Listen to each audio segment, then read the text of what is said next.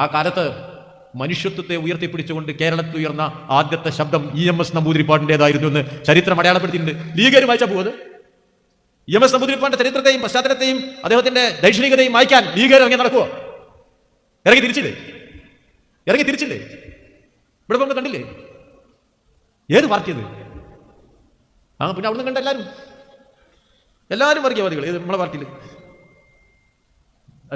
Nayanar league അടിച്ച് കാച്ചിരിക്കുക. മുസ്ലിമിനെ കവർച്ചക്കാരായി ചിത്രീകരിച്ച കൂട്ടപ്പെട്ട നിയമങ്ങളുണ്ടല്ലേ ഇവിടെ? ആരാ മാറ്റിയ? പള്ളി ഇഷ്ടംപോലെ പണിയുള്ള സ്വന്തം ആരും കൊടുത്തേ? മലപ്പുറം നേർച്ചൊന്ന് നടത്തി കിട്ടുക എന്ന മുസ്ലിമിന്റെ ഏറ്റവും വലിയ അഭിമാനബോധത്തിന്റെ ആ നേർച്ച നടത്താൻ ആരാ അനുവാദം കൊടുത്ത്? EMS അല്ലേ? EMS പിന്നെ ബാക്കിയുള്ളവരെ വിളിക്കുന്നത് നമ്മൾ അത്ഭുതപ്പെടുന്ന കാര്യം കേട്ടോ. ഈ വിളിയാ അധികാരം നഷ്ടപ്പെട്ടാൽ പ്രതിപക്ഷത്തിരിക്കണം. ഒരു സംശയമില്ല, കുറച്ചധിക കാലം കൂടി ഇരിക്കേണ്ടി വരും എന്ന് മനസ്സിലാക്കിക്കൊള്ളും. ചെറിയ ചെറിയ കാര്യങ്ങളിൽ പോലും ഇടപെട്ടുകൊണ്ടിരിക്കും. ഹലാൽ എന്ന വാക്ക് കടകളുടെ കൊണ്ട് ഹലാൽ ഇറച്ചി നിരോധിച്ചിരുന്നു. ചില മരുന്നുകളിൽ ഹലാൽ എന്ന് കൂട്ടിച്ചേർത്തിരുന്നു. എല്ലാം നിരോധിച്ചില്ലേ? മുസ്ലിം വിശ്വാസവുമായി ബന്ധപ്പെട്ട വാക്കാ അങ്ങ് നിരോധിച്ചെടുത്തു. ജീവിക്കാൻ വേണ്ടിയല്ലേ ഇന്ത്യയിൽ ഈ പശുത്തോല് അതിലെ കച്ചവടം നടത്തുന്നത്? ഹിന്ദുമതത്തിന്റെ ചമാർ എന്ന് പറയുന്ന വിഭാഗം സഹസ്രാബ്ദങ്ങളായി പശുവിന്റെ തൊലി ഉരിച്ചാണ് അവരുടെ ജീവിതോപാധി കണ്ടെത്തുന്നത്. ഇന്നുണ്ടാകുന്ന ഉൽപ്പന്നങ്ങളുടെയും ഉപോൽപ്പന്നങ്ങളിലൂടെയുമാണ് ജീവിതോപാധി കണ്ടെത്തിയത്. പശുവിനെ കച്ചവടം ചെയ്യുക ഒരു ഉപജീവന മാർഗമാണ്. എത്ര ആളുകളെയാണ് കൊലപ്പെടുത്തിയത്? അത് തുടർ സംഭവമാവുകയാണ്. പശുപാലകന്മാർക്ക്, പശു സംരക്ഷകന്മാരുടെ പ്രത്യേക സേന ഉണ്ടാക്കി അവർക്ക് നിയമപരമായ ആനുകൂല്യങ്ങളും അവകാശങ്ങളും അനുകൂലിച്ചു കൊടുക്കുകയാണ്. അവർക്ക് സമൂഹത്തിൽ ആരെയും ആക്രമിക്കാനുള്ള അവകാശം കിട്ടുകയാണ്. വിശ്വസിക്കാൻ പ്രയാസം തോന്നുന്ന തരത്തിലാണ് തീർത്ഥാടനം നടത്തുന്ന പ്രദേശങ്ങളിൽ തീർത്ഥാടകർ പോകുന്ന വഴിയിൽ മറ്റൊരു മതസമുദായക്കാരൻ കച്ചവടം നടത്തിക്കൂടാ എന്നുള്ള നിലയിലേക്ക് കാര്യങ്ങൾ നീക്കി കൊണ്ടുപോകുന്ന ഒരു ഇന്ത്യയിലാണ് നാം ജീവിക്കുന്നത്. ഓരോന്നോരോന്ന് എടുത്തു നോക്കിയാൽ ഒരു 33% ജനങ്ങളുള്ള ആസാമിൽ ഇപ്പോഴത്തെ മുഖ്യമന്ത്രി, അവിടെ എത്രയോ കാലമായിട്ട് മനുഷ്യൻ ബീഫ് ഉപയോഗിക്കുന്നുണ്ട്, നിരോധിച്ചത്. നിർഭാഗ്യകരമായ കാര്യം, BJPയിൽ എത്തുന്നതിന് മുമ്പ് ആ സംസ്ഥാനത്തെ കോൺഗ്രസിന്റെ അധ്യക്ഷനായിരുന്നു ഈ മുഖ്യമന്ത്രി എന്നുള്ളതാണ്. ഏറ്റവും തീവ്രമായി മുസ്ലിം വിരുദ്ധത പ്രസംഗിച്ചുകൊണ്ടിരിക്കുന്ന ഇന്ത്യയിലെ മുഖ്യമന്ത്രി ആസാമിലെ മുഖ്യമന്ത്രിയാണ്. അടുത്ത കാലം വരെ കോൺഗ്രസിന്റെ PCC പ്രസിഡന്റായിരുന്നു അദ്ദേഹം. ഇതാണ് നമ്മളുടെ പുതിയ കോൺഗ്രസിന്റെ പ്രത്യേക ഉള്ളിലിരുപ്പ്. വല്ലാത്തൊരവസ്ഥയാണ് സൃഷ്ടിക്കപ്പെട്ടിരിക്കുന്നത്. ഇപ്പൊ വീണ്ടും മൂന്നാമതും BJP അധികാരത്തിലേക്ക് എത്തിയിരിക്കുകയാണ്. എന്തായിരിക്കും മുൻഗണന എന്ന കാര്യത്തിൽ സംശയമുണ്ടോ? എന്തെല്ലാം പ്രശ്നങ്ങൾ നമ്മൾ നാട് അഭിമുഖീകരിക്കുന്നു? എന്താ ഒന്നാമത്തെ മുൻഗണനയായിട്ട് ഇന്ത്യൻ പാർലമെന്റിലെ ബില്ല് വന്നത്?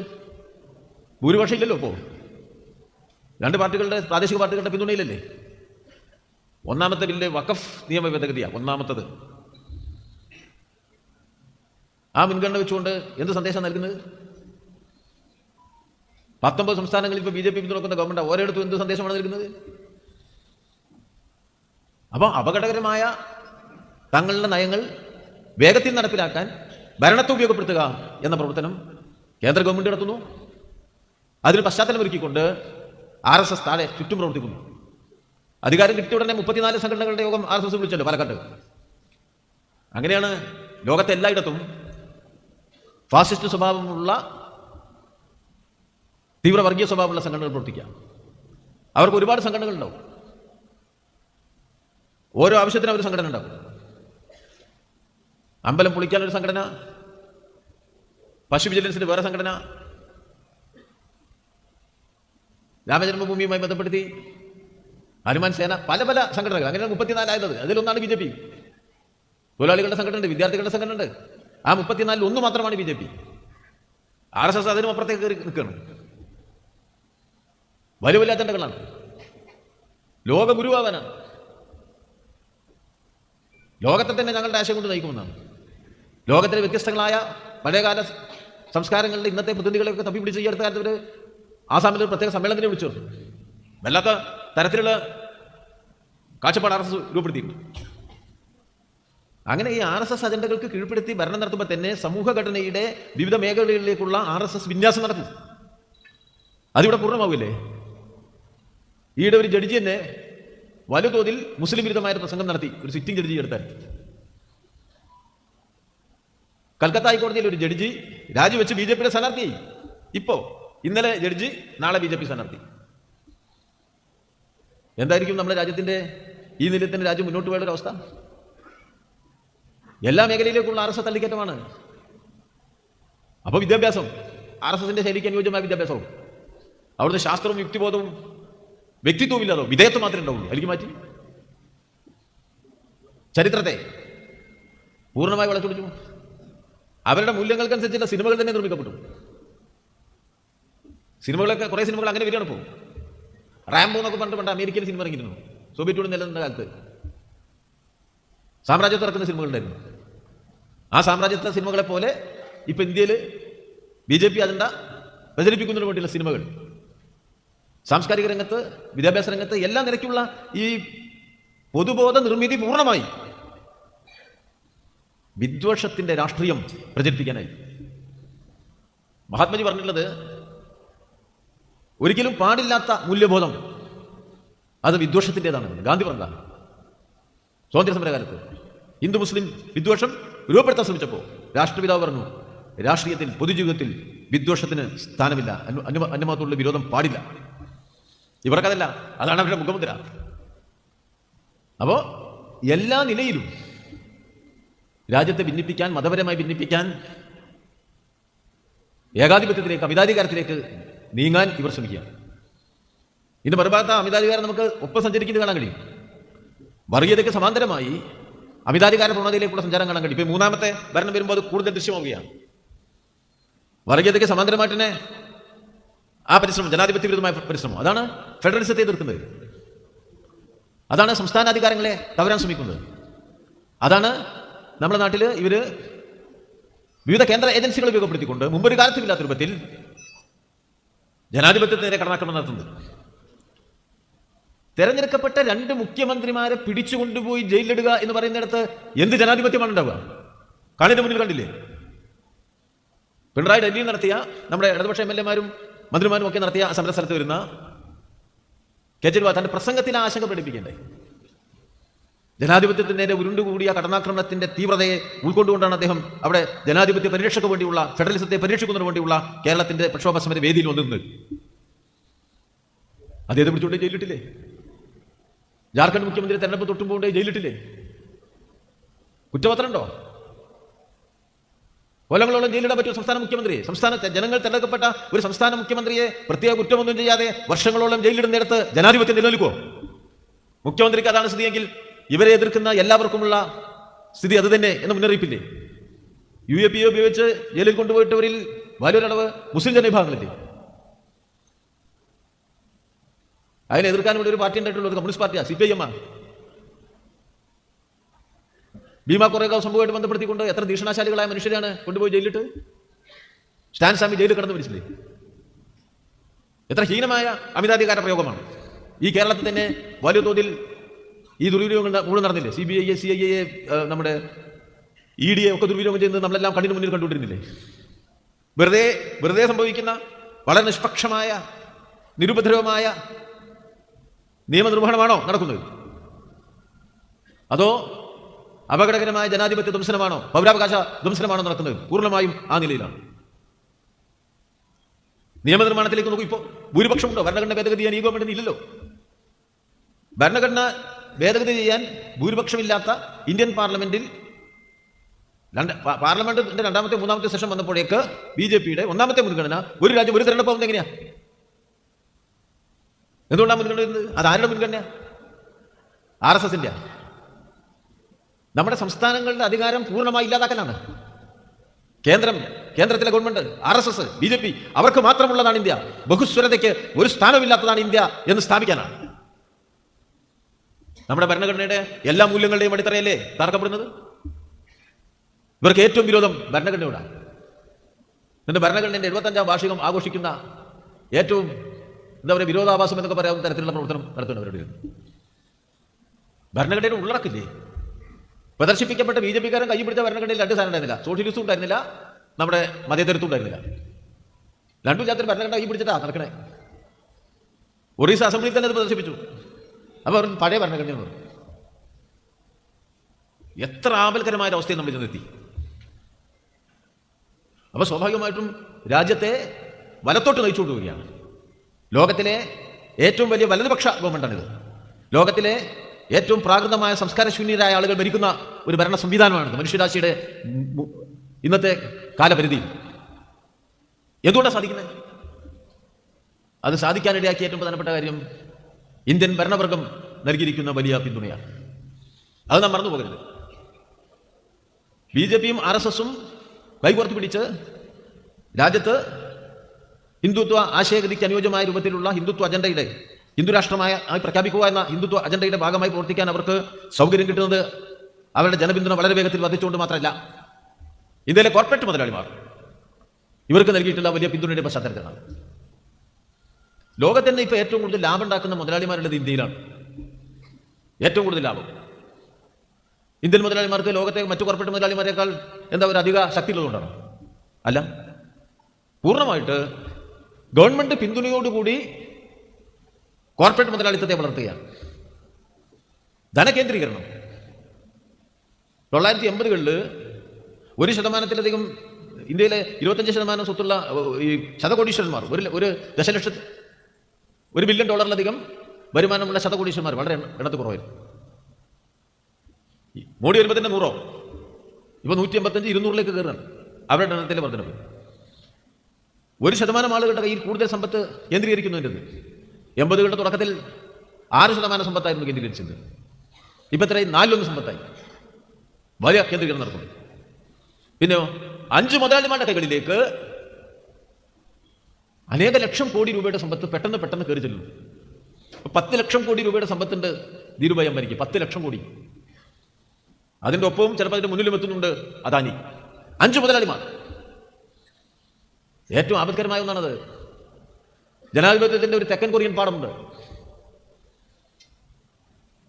അമേരിക്ക നിശ്ചയിച്ച പട്ടാള ഭരണാധികാരികളുടെ അധികാരം രൂപപ്പെടുത്തി എല്ലാ പൗരാവകാശങ്ങളും അവസാനിപ്പിച്ച് അതിനെ പിന്നീട് ഒരു കോർപ്പറേറ്റ് കൊള്ളലാഭത്തിന്റെ വീതമെപ്പിലേക്ക് കൊണ്ടുപോയത് 4-5 കോർപ്പറേറ്റ് മുതലാളിമാർ ഒരു രാജ്യം മുഴുവൻ വീതിച്ചെടുത്ത് അതിന്റെ സമ്പത്തും നിയന്ത്രണവും പരിപൂർണമാക്കിയതാണ് തെക്കൻ കൊറിയയുടെ അനുഭവം. അതിന്റെ പുതിയ പദത്തിരിപ്പ് ചെന്നെത്തി നിൽക്കുന്നുണ്ട്.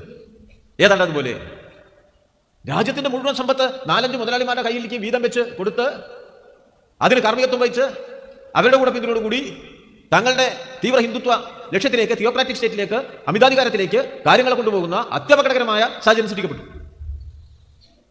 അതിനാണ് പാവപ്പെട്ട മനുഷ്യരെ ചൂഷണം ചെയ്യുകയാണ്. ഈ വേഗത്തിൽ വളരുന്ന മുതലാളിക്ക് വളരാൻ സഹായം ഒരുക്കാൻ മുതലാളി വളരുമ്പോൾ ഇതിന്റെ മറുഭാഗം എന്താ?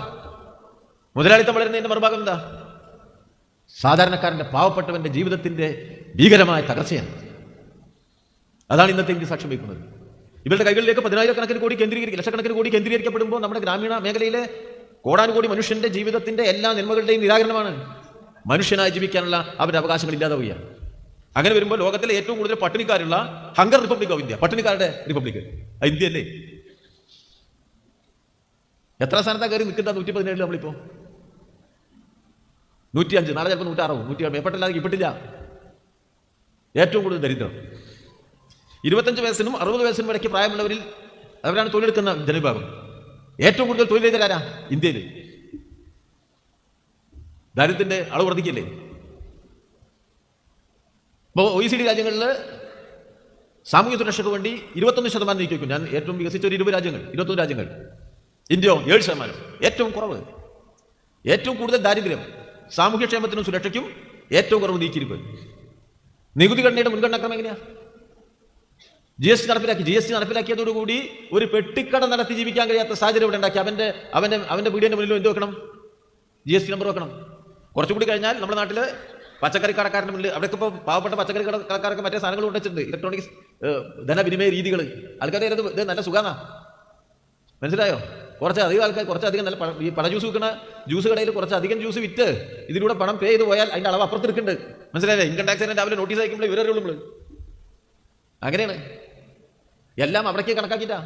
ഇപ്പോൾ വിമാനത്താവളത്തിൽ എളുപ്പത്തിൽ കയറി പോകാൻ വേണ്ടി ഒരു ഡിജി യാത്രാ സംവിധാനം ഉണ്ടായിരുന്നു. ഇന്നലെ ഞാൻ പത്രത്തിൽ വായിച്ചു. അതിലൂടെ കൂടുതൽ സമയം കയറി പോയാൽ അയാൾ അത്ര നികുതി അടച്ചു നോക്കാൻ വേറെ ആളവിടെ ഇരിക്കുന്നുണ്ട്. കൂടുതൽ തവണ വിമാനയാത്ര നടത്തിയവൻ ആ വിമാനയാത്രയുടെ അനുവാദത്തിൽ നികുതി അടച്ചിട്ടുണ്ടോ നോക്കാം. മനസ്സിലായോ? ഇലക്ട്രോണിക്സ് യന്ത്രത്തിന്റെ മുൻകൂടി നിൽക്കുമ്പോൾ നമ്മൾ വിചാരിക്കും അയ്യോ വളരെ സൗകര്യമായിരിക്കാം. സൗകര്യത്തിന്റെ ഒരു മറുപുറത്ത് ഇങ്ങനെ ഒരു കാര്യമുണ്ട്. ഞാനത് പറഞ്ഞാൽ ചില TV ചാനലുണ്ട് നേരെ വക്രീകരിച്ച് നാളെ വേറെ കൊടുക്കുന്ന എനിക്കറിയാം. എന്നാലും പറയാണ്ടിരിക്കാൻ പറ്റില്ല. പറയാതിരിക്കാൻ പറ്റുമോ? അത് വളരെ കൃത്യമായി അളവങ്ങ് വർദ്ധിപ്പിച്ചു. നികുതിയുടെ അളവ് വർദ്ധിച്ചിട്ട് എന്താ സംഭവിച്ചിരിക്കുന്നത്? പാവങ്ങളിൽ നിന്ന് പിരിക്കുന്ന നികുതിയുടെ അളവ് എത്രയാണ്? 30% കൂടി. കോർപ്പറേറ്റ് മുതലാളിയിൽ പിരിക്കുന്ന നികുതിയോ 22% ചുരുക്കി. മുതലാളിയുടെ നികുതി ചുരുക്കുക, മുതലാളിയുടെ ലാഭം വർദ്ധിക്കുക. 30%-ലേറെ ലാഭം വർദ്ധിച്ചു പോയ മുതലാളിക്ക് നികുതിയുടെ കാര്യം വരുമ്പോൾ ഇളവനുവദിച്ചു കൊടുക്കുക. പച്ചക്കറി വിറ്റും പഴം വിറ്റും മത്സ്യം വിറ്റും ജീവിക്കുന്ന മനുഷ്യനെ നികുതി ഘടനയിലേക്ക് കൊണ്ടുവരിക. അങ്ങനെ നികുതിയുടെ അളവ് പാവങ്ങളുടെ തലയിലേക്ക് കെട്ടിയേൽപ്പിക്കുക. കൂടുതൽ ഇവിടെ നടക്കില്ലേ? പൂർണ്ണമായ ഗവൺമെന്റിലേക്ക് വരുന്ന നികുതി പട്ടിക നോക്കും. പുതിയതിപ്പോ പൂർണ്ണമായി മറ്റൊരു വെട്ടിക്കുറച്ച് ഇവിടെ കുട്ടിക്കൊടുത്തില്ലേ? ജനം ദരിദ്രനാവില്ലേ? സർക്കാർ ഖജാനയിലേക്ക് വരേണ്ട പണം പൊതുമേഖല നിക്ഷേപം സർക്കാരിന്റെ നിക്ഷേപമല്ലേ? അത് സ്വകാര്യ മേഖലയിൽ കൈമാറുമ്പോഴോ ഗവൺമെന്റിന്റെ വരുമാനം കുറയില്ലേ?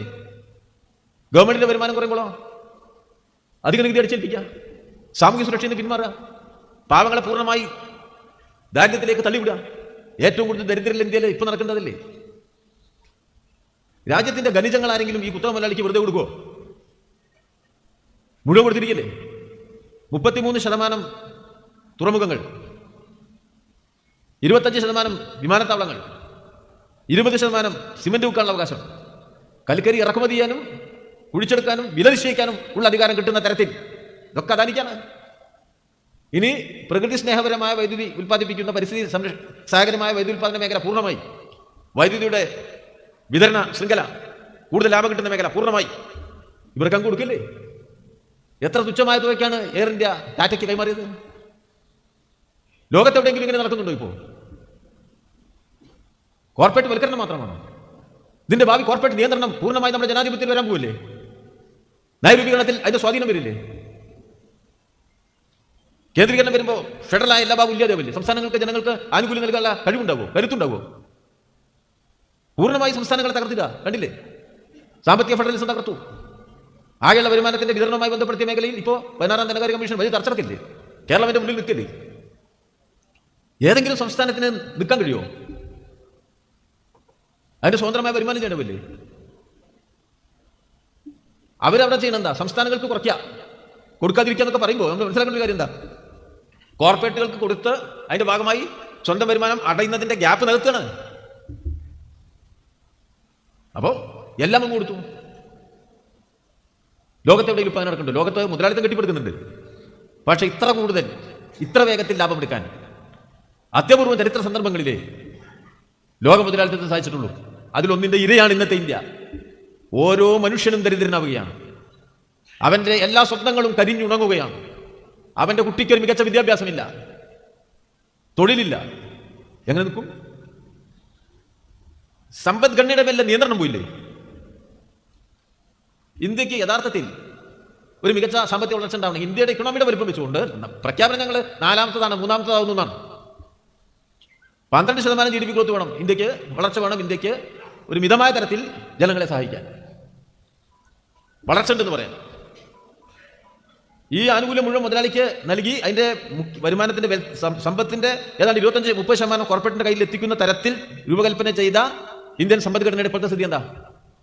വളർച്ചാ നിരക്ക് 5.4%-ലേക്ക് GDP വളർച്ചാ നിരക്ക് താണുപോയി. 4% മുകളിലേക്ക് പണപ്പെരുപ്പ് നിരക്ക് കയറി. അപ്പൊ GDP വളർച്ച കുറയുക, പണപ്പെരുപ്പ് നിരക്ക് കൂടുക, രൂക്ഷമായ തൊഴിലില്ലായ്മ വരിക.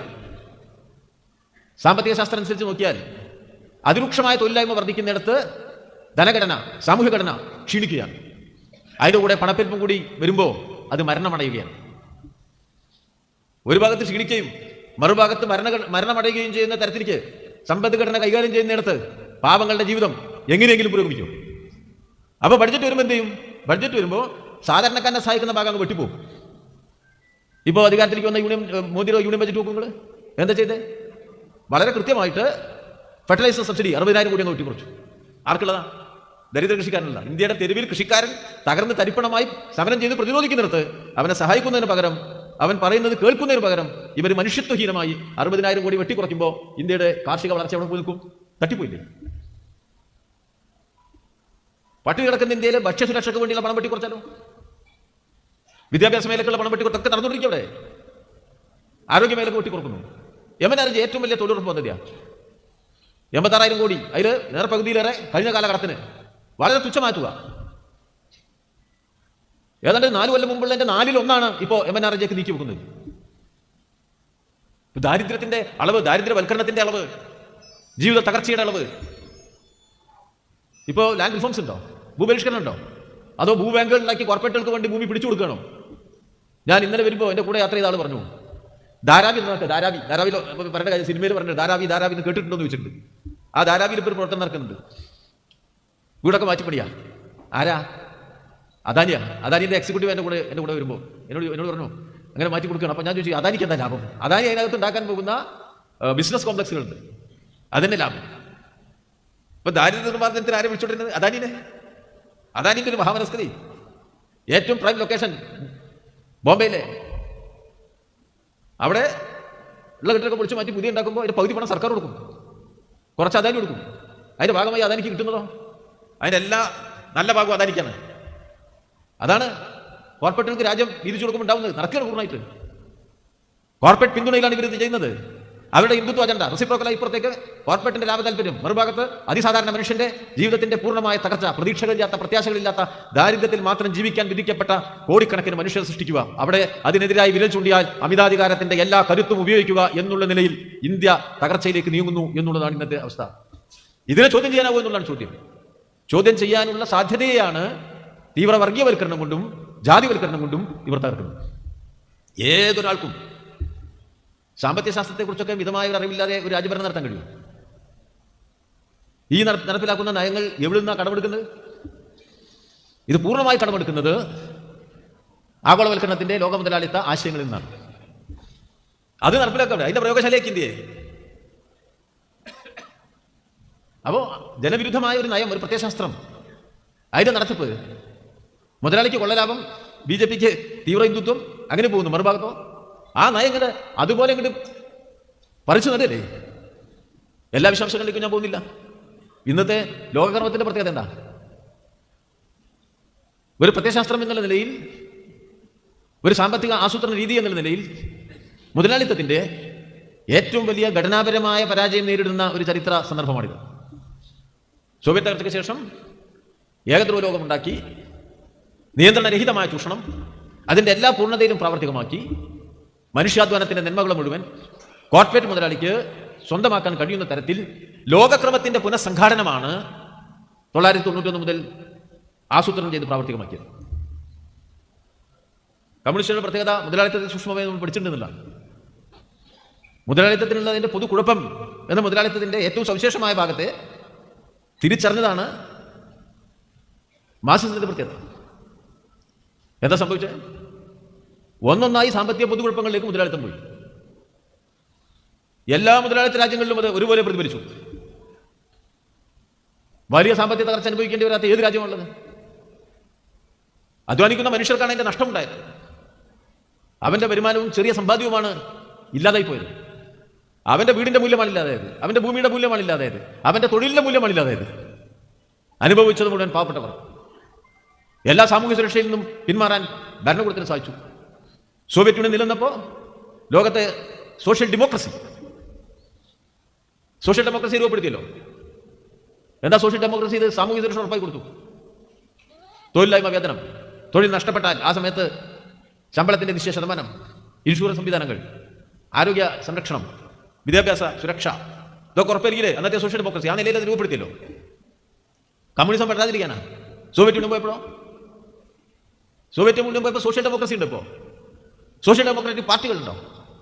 ആ സോഷ്യൽ ഡെമോക്രാറ്റിക് പാർട്ടികൾക്ക് സോഷ്യൽ ഡെമോക്രസി മുന്നിൽ വെച്ചിരുന്ന സാമൂഹ്യ സുരക്ഷയുടെ ഭാഗം മായ്ച്ചു കളഞ്ഞ രാഷ്ട്രീയ പാർട്ടികളായിട്ട് അത് പരിണാമം ചെയ്തു. അപ്പോൾ വലിയ തോതിൽ പാവങ്ങളുടെ അവകാശങ്ങളുടെ നിഷേധം നടന്നു. ഇങ്ങനെ നടന്നുകൊണ്ടിരിക്കുകയാണ്. അപ്പോൾ ഈ വികസിത മുതലാളിത്ത രാജ്യങ്ങളുടെ സമ്പദ്ഘടന വലിയ തകർച്ചയിലേക്ക് പോകുന്നു. ഇപ്പോൾ US തന്നെ 2% 2.7% GDP വളർച്ച, അതിനിടയിൽ തന്നെ വലിയ സാമ്പത്തിക തകർച്ചകൾ, കുഴപ്പങ്ങൾ അനുഭവിച്ചില്ലേ? അവിടുന്നല്ലേ തുടങ്ങിയത്? അവിടെയല്ലേ ബാങ്കുകളും ഇൻഷുറൻസ് കമ്പനികളും ആദ്യം തകർന്നു പോണത്, വലിയ പ്രതിസന്ധിക്ക് പോയത്. എല്ലാ വിശദാംശങ്ങളിലേക്ക് ഞാൻ പോണ്ട. പക്ഷെ നോക്കൂ, ഇപ്പോൾ വല്ല പുരോഗതിയില്ല.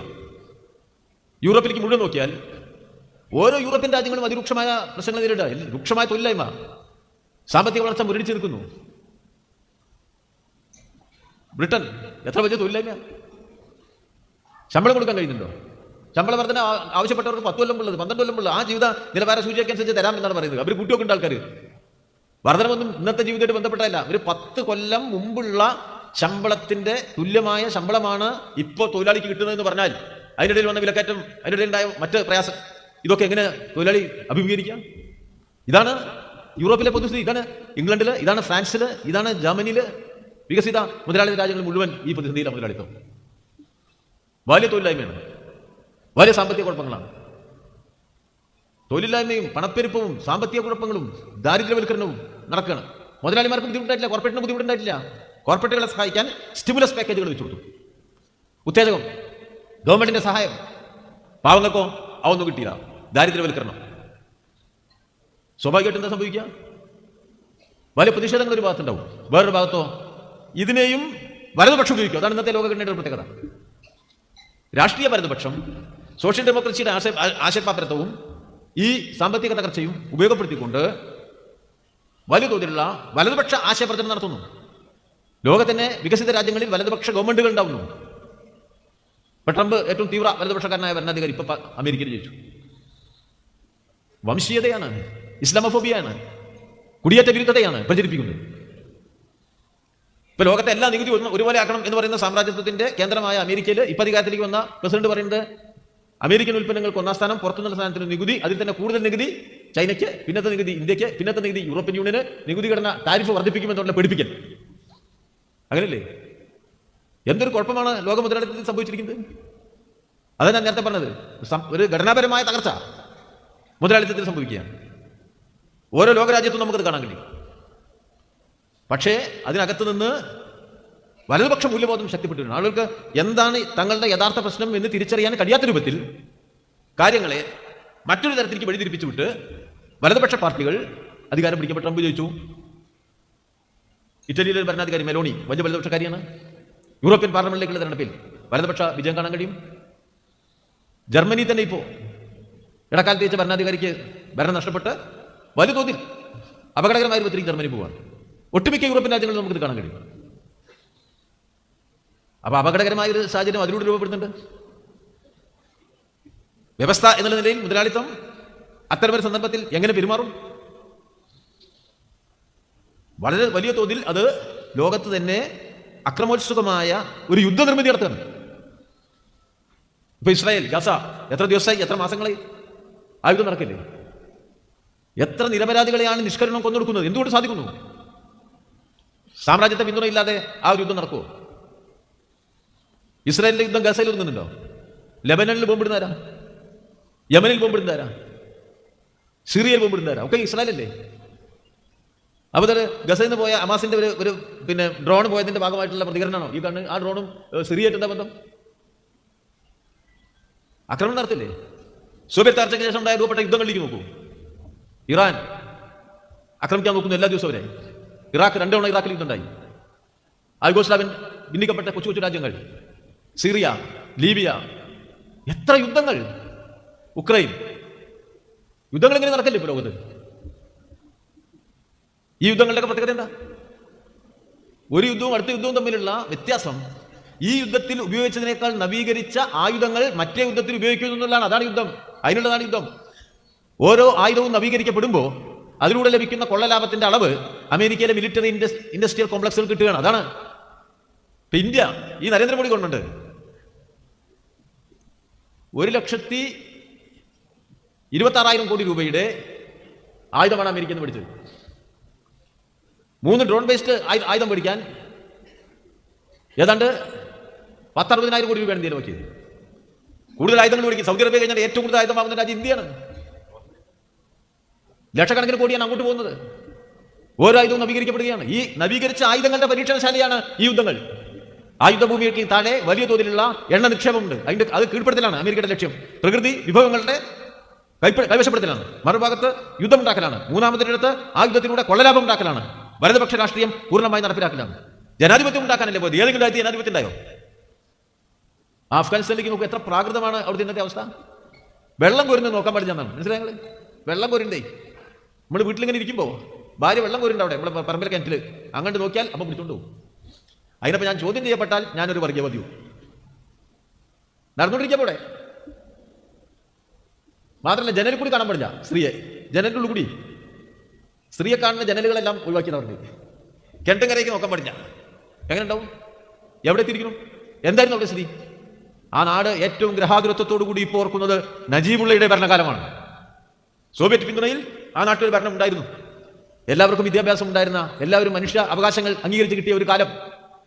ഇന്ന് അമേരിക്കൻ സാമ്രാജ്യത്വത്തിന്റെ 2 ദശാബ്ദത്തിന്റെ യുദ്ധവും പിന്നീട് അതിനകമ്പടിയായി വന്ന ഇസ്ലാമിക തീവ്രവാദ ശക്തികളുടെ ഭരണവുമായപ്പോൾ ലോകത്തിലെ ഏറ്റവും പട്ടിണി കിടക്കുന്ന മനുഷ്യന്റെ രാജ്യമായി അഫ്ഗാനിസ്ഥാൻ മാറി. ആ പട്ടിണിക്കാരൻ പുറത്തേക്ക് നോക്കിയാൽ അവന്റെ മുതുകിൽ ചാട്ടവാറടി വീഴുന്ന, അവനെ കൽത്തുറുങ്ങിലടക്കുന്ന കിരാതമായ കാലം അവിടെ സൃഷ്ടിക്കപ്പെട്ടു.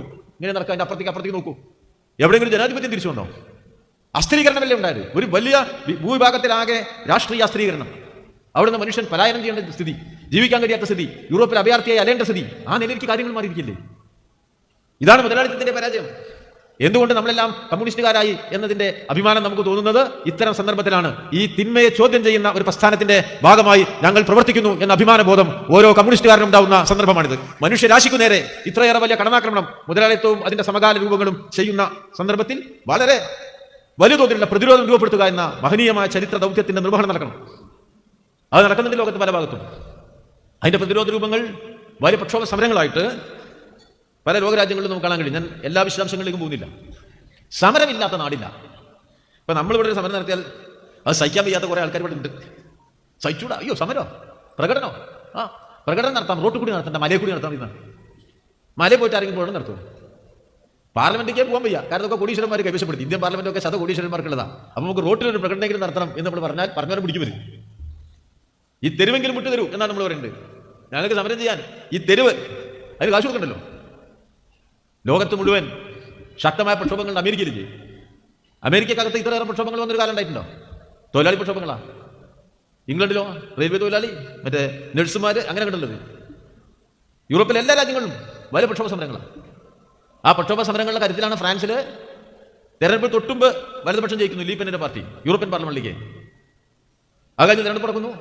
5-4% ജനങ്ങളുടെ പിന്തുണയുള്ള കമ്മ്യൂണിസ്റ്റ് പാർട്ടി, ഇടതുപക്ഷം. ജനം മുന്നിലേക്ക് വന്നപ്പോൾ 20% ജനങ്ങൾ വോട്ട് കിട്ടിയില്ലേ? ഒന്നാമത്തെ പാർട്ടിയായില്ലേ? 4 പ്രധാനമന്ത്രിമാരെ വെച്ചിരിക്കുക, ഭൂരിപക്ഷം ഇല്ലാത്തവരെ അവിടുത്തെ പ്രസിഡന്റ്. ഏറ്റവും വലിയ ഒറ്റക്കക്ഷി കമ്മ്യൂണിസ്റ്റുകാരാ, ഇടതുപക്ഷക്കാരാ. വിളിച്ചിട്ടില്ല, അത് വേറെ. ജനങ്ങൾ വരില്ലേ? പ്രക്ഷോഭ സമരങ്ങൾ ശക്തി എല്ലായിടത്തും ലോകത്തിന്റെ ഈ ലോക ചിത്രം നോക്കിയാൽ വലിയ തോതിലുള്ള പ്രക്ഷോഭ സമരങ്ങളെ നമുക്ക് കാണാൻ കഴിയും. കീഴടങ്ങേണ്ടതല്ല. കുറെ ഭൂപ്രദേശങ്ങളിൽ സാമ്രാജ്യത്വ വിരുദ്ധമായ സർക്കാരുകൾ തെരഞ്ഞെടുപ്പ് ജയിക്കുന്നു കാണാൻ കഴിയും. ലാറ്റിൻ അമേരിക്കയിൽ നോക്കിയാൽ 2-3 രാജ്യങ്ങളിൽ മാത്രമാണ് പ്രോ അമേരിക്കൻ ഗവൺമെന്റുകൾ. അർജന്റീന, പെറു, പരഗ്വ, 2-3 രാജ്യങ്ങൾ. ബാക്കിയൊക്കെ പൂർണ്ണമായി അമേരിക്കൻ അനുകൂല രാജ്യങ്ങളല്ല. പൂർണ്ണമായി ഇടതുപക്ഷം ഞാൻ പറയില്ല, പക്ഷേ അമേരിക്കൻ അനുകൂല രാജ്യങ്ങളില്ല. കുറെ ഇടതുപക്ഷ രാജ്യങ്ങളുണ്ട്. വളരെ ക്യൂബ മാത്രമേ ഉണ്ടായിരുന്നുള്ളൂ. ചെറുത്തുനിൽപ്പുണ്ട്. ചൈനയെ തകർക്കാൻ എന്തെല്ലാം പരിശ്രമം നടന്നു, എന്തെല്ലാം പരിശ്രമമാണ് ഇപ്പോൾ നടക്കുന്നത്. അമേരിക്ക അതിന്റെ എല്ലാ കരുത്തും ഉപയോഗിക്കുന്നുണ്ട്. ആ ഉക്രൈൻ യുദ്ധത്തിന്റെ രൂപഘടനയിലേക്ക് നോക്കിയാൽ അത് കേവലം ഉക്രൈനെ ലക്ഷ്യമാക്കിയതല്ല, റഷ്യയെ ലക്ഷ്യമാക്കിയതല്ല. റഷ്യക്ക് അപ്പുറത്തൊരു ചൈന ഉണ്ടെന്ന് കൂടി ലക്ഷ്യമാക്കിയതാണ്. നമുക്കത് കാണാൻ കഴിയും. പക്ഷേ ചൈനീസ് സമ്പദ്ഘടന ലോകത്തിലെ മികച്ച സമ്പദ്ഘടനകളൊന്നല്ലേ? ഇന്ത്യക്കും ചൈനയ്ക്കും ഒരേ സമയത്താണ് സ്വാതന്ത്ര്യം കിട്ടിയത്. നമ്മുടെ ജീവിത വളർച്ച അന്നത്തേതിനേക്കാൾ 7 ഇരട്ടിയാണ്. ചൈനയുടേതോ 40 ഇരട്ടിയാണ്. ദാരിദ്ര്യ നിർമ്മാർജ്ജനത്തിൽ ചൈനയോട് മുന്നേറിയ ഏതെങ്കിലും രാജ്യമുണ്ടോ? കച്ചവടവും വ്യവസായവും ആ മേഖലയിലേക്ക് നോക്കൂ നിങ്ങൾ. ചൈന ലോകം മുഴുവൻ പിടിച്ച് ഇങ്ങനെ കയറി നിൽക്കല്ലേ? അവരുടെ പ്രത്യേക സാമ്പത്തിക ആസൂത്രണ രീതി വഴി വിവിധ രാജ്യങ്ങളിലെ അടിസ്ഥാന സൗകര്യ വിപുലീകരണത്തിൽ സഹായം നൽകിക്കൊണ്ട് മെക്സിക്കോ വരെ ചൈന നിൽക്കുകയാണ്. ഇപ്പോഴത്തെ അമേരിക്ക ചൈനയെ തകർക്കാൻ വിവിധങ്ങളായ കൂട്ടുകെട്ടുകൾ ഉണ്ടാക്കുന്നു. ആ കൂട്ടുകെട്ടുകൾ ഇന്ത്യയെ കൂടി പെടുത്തിയിട്ടുണ്ട്. കോതലിൽ ആ ദക്ഷിണ ചൈന സമുദ്രപ്രദേശം മുഴുവൻ വലിയ തോതിൽ ആസൂത്രിതമായി യുദ്ധ കാലാവസ്ഥ സൃഷ്ടിക്കാൻ സാമ്രാജ്യത്വം പരിശ്രമിക്കുന്നുണ്ട് എല്ലാ തലത്തിലും. പക്ഷേ ചൈന പിടിച്ചു നിൽക്കുന്നു, സാമ്പത്തികമായി വളരുന്നു. ഞാനീ പറഞ്ഞ ജീവിത പ്രയാസങ്ങൾ, അതിദരിദ്ര ജനവിഭാഗങ്ങൾ വലിയ തോതിൽ അനുഭവിക്കുന്ന ഒരു ലോക സാമ്പത്തിക പ്രതിസന്ധിയുടെ മുന്നിൽ ഉത്തേജക പാക്കേജ് പ്രഖ്യാപിച്ചു ചൈന. വലിയൊരു ഉത്തേജക പാക്കേജ് 2 മാസം മുമ്പ്. സാധാരണക്കാരിലേക്ക് പണം എത്തിക്കാണ്, സമ്പദ്ഘടനയുടെ ചലന വേഗതയ്ക്ക് വേണ്ടിയാണ്. മാതൃകാപരമായ ഒരു പ്രവർത്തനമായിരുന്നു. വിയറ്റ്നാം അതിന്റെ വളർച്ചയുടെ ഒരു പട്ടികയുണ്ട്. പ്രതിശീർഷ വരുമാനം $4,000 $16,000, 4 ഇരട്ടിയായിട്ട് പ്രതിശീർഷ വരുമാനം വർദ്ധിച്ചു. നമ്മുടെ വടക്കൻ കൊറിയ ദരിദ്രമായി കിടന്ന രാജ്യം സാമ്പത്തികമായിട്ട് ഇത്തരം മുന്നേറ്റം രേഖപ്പെടുത്തുന്നു, പിടിച്ചിരിക്കുക. ക്യൂബ മാത്രമാണ് കുറച്ച് പ്രയാസിച്ചെന്നെത്തിയിരിക്കുന്നത്. കോവിഡിന് ശേഷമുള്ള ചില പ്രത്യേക സാഹചര്യം, ട്രംപ് വന്നത് എല്ലാം കൂടെ ചേർന്ന് വലിയ ഉപരോധം. അതുകൊണ്ട് അപ്പോൾ ലോകത്ത് പുരോഗമന ശരി ഈ വലതുപക്ഷവൽക്കരണത്തിന്റെ കാലത്ത് ഒരു പ്രതിസന്ധിക്ക് മുതലാളിത്തം പരിഹാരം ചെയ്യാൻ മുതലാളിത്തത്തിന് കഴിയാത്തിടത്ത് ആശയപരമായി അവരുണ്ടാക്കുന്ന മേധാവിത്വത്തിന്റെ കരുത്തിൽ അമിതാധികാര ഗവൺമെന്റുകളെ സ്ഥാപിച്ച് വിവിധ ലോക സാമ്പത്തിക ഏജൻസികൾ ഉപയോഗിച്ച് പ്രതിസന്ധിയുടെ ഭാരം പാവങ്ങളുടെ മേലെ ലോകത്താകെ അടിച്ചേൽപ്പിച്ചു പോകുമ്പോൾ പ്രതിരോധത്തിന്റെ ശബ്ദമുണ്ട്, ബദൽ രാഷ്ട്രീയ ഘടനയുടെ കരുത്തും പ്രകടിപ്പിക്കപ്പെടുന്നുണ്ട് ഇന്നത്തെ ലോകത്ത് എന്ന തിരിച്ചറിവ് നമുക്ക് നൽകുന്നത് നമ്മുടെ സമൂഹഘടനയിൽ ഈ ശക്തികൾക്കെതിരായി വലിയ കരുത്തോടുകൂടി കമ്മ്യൂണിസ്റ്റ് പാർട്ടിയുടെ പ്രവർത്തനത്തിന്റെ വിപുലീകരണം ഉണ്ടാവണം എന്ന സന്ദേശമാണ്.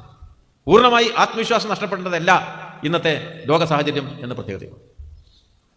അപ്പൊ ആ നിലയിൽ മാറ്റമുണ്ടാവുന്ന ഒരു കാലഘട്ടത്തിൽ പലതരത്തിൽ സമൂഹഘടന വിവിധങ്ങളായ മാറ്റങ്ങൾക്ക് വിധേയമാകുമ്പോൾ അതിനെ സൂക്ഷ്മ തലത്തിൽ പരിശോധിച്ച് മനസ്സിലാക്കി നാം പ്രവർത്തിക്കുന്ന മേഖലയിൽ നമ്മുടെ പ്രവർത്തനത്തിൽ ഊർജ്ജമാക്കാൻ നമുക്ക് കഴിയണം. അതിലെ പെശകുകൾ, അതിലുണ്ടാകുന്ന ആപത്തുകളെയും തിരിച്ചറിഞ്ഞ് മനസ്സിലാക്കി നമ്മുടെ പ്രവർത്തനത്തെ അതിനനുസരിച്ച് ഭേദഗതി ചെയ്യാനും മാറ്റാനും തയ്യാറാവണം എന്നുള്ളത് നമ്മെ ബോധ്യപ്പെടുത്തുന്ന ഒരുപാട് ചരിത്രാനുഭവങ്ങളുടെ മുന്നിലൂടെയാണ് നാം ഇപ്പോൾ കടന്നുപോകുന്നത്. CPIM ഈ അനുഭവങ്ങളുടെ ആകെ പശ്ചാത്തലത്തിലാണ് ഏറ്റവും കൂടുതൽ ജനങ്ങൾ താമസിക്കുന്ന ഇന്ത്യയിൽ മാർക്സിന്റെ വെളിച്ചത്തെ സമരായുധമായിട്ട് ഉപയോഗിക്കുന്നത്. നിങ്ങൾക്കെല്ലാം അറിയാം, നല്ല പ്രയാസകരമായ ഒരു സാഹചര്യമാണ് നമ്മുടെ വളർച്ചയ്ക്ക് മുന്നിൽ സൃഷ്ടിച്ചിരിക്കുന്നത്. വളരെ പ്രയാസകരമാണ്. നല്ല പരിശ്രമം വേണം. വലതുപക്ഷ വൽക്കരിക്കപ്പെടുന്ന സമൂഹമാണ്. സാമ്പത്തിക തകർച്ചയാണ്. സാമ്പത്തിക തകർച്ചയിൽ ചില നല്ല കാര്യങ്ങൾ ലോകത്ത് ഞാൻ എല്ലാത്തിനും കൂടി ചില നല്ല കാര്യം ചിലപ്പോൾ കാണാം. ഇപ്പോൾ തൊട്ടടുത്ത ആ ശ്രീലങ്കയിൽ വലിയ സാമ്പത്തിക തകർച്ച ഉണ്ടായി. ആ സാമ്പത്തിക തകർച്ച കഴിഞ്ഞിട്ട് വന്നപ്പോട്ട് 3 ആൾ പാർലമെന്റിൽ ഉണ്ടായിരുന്ന പാർട്ടി അധികാരം പിടിക്കുന്നു.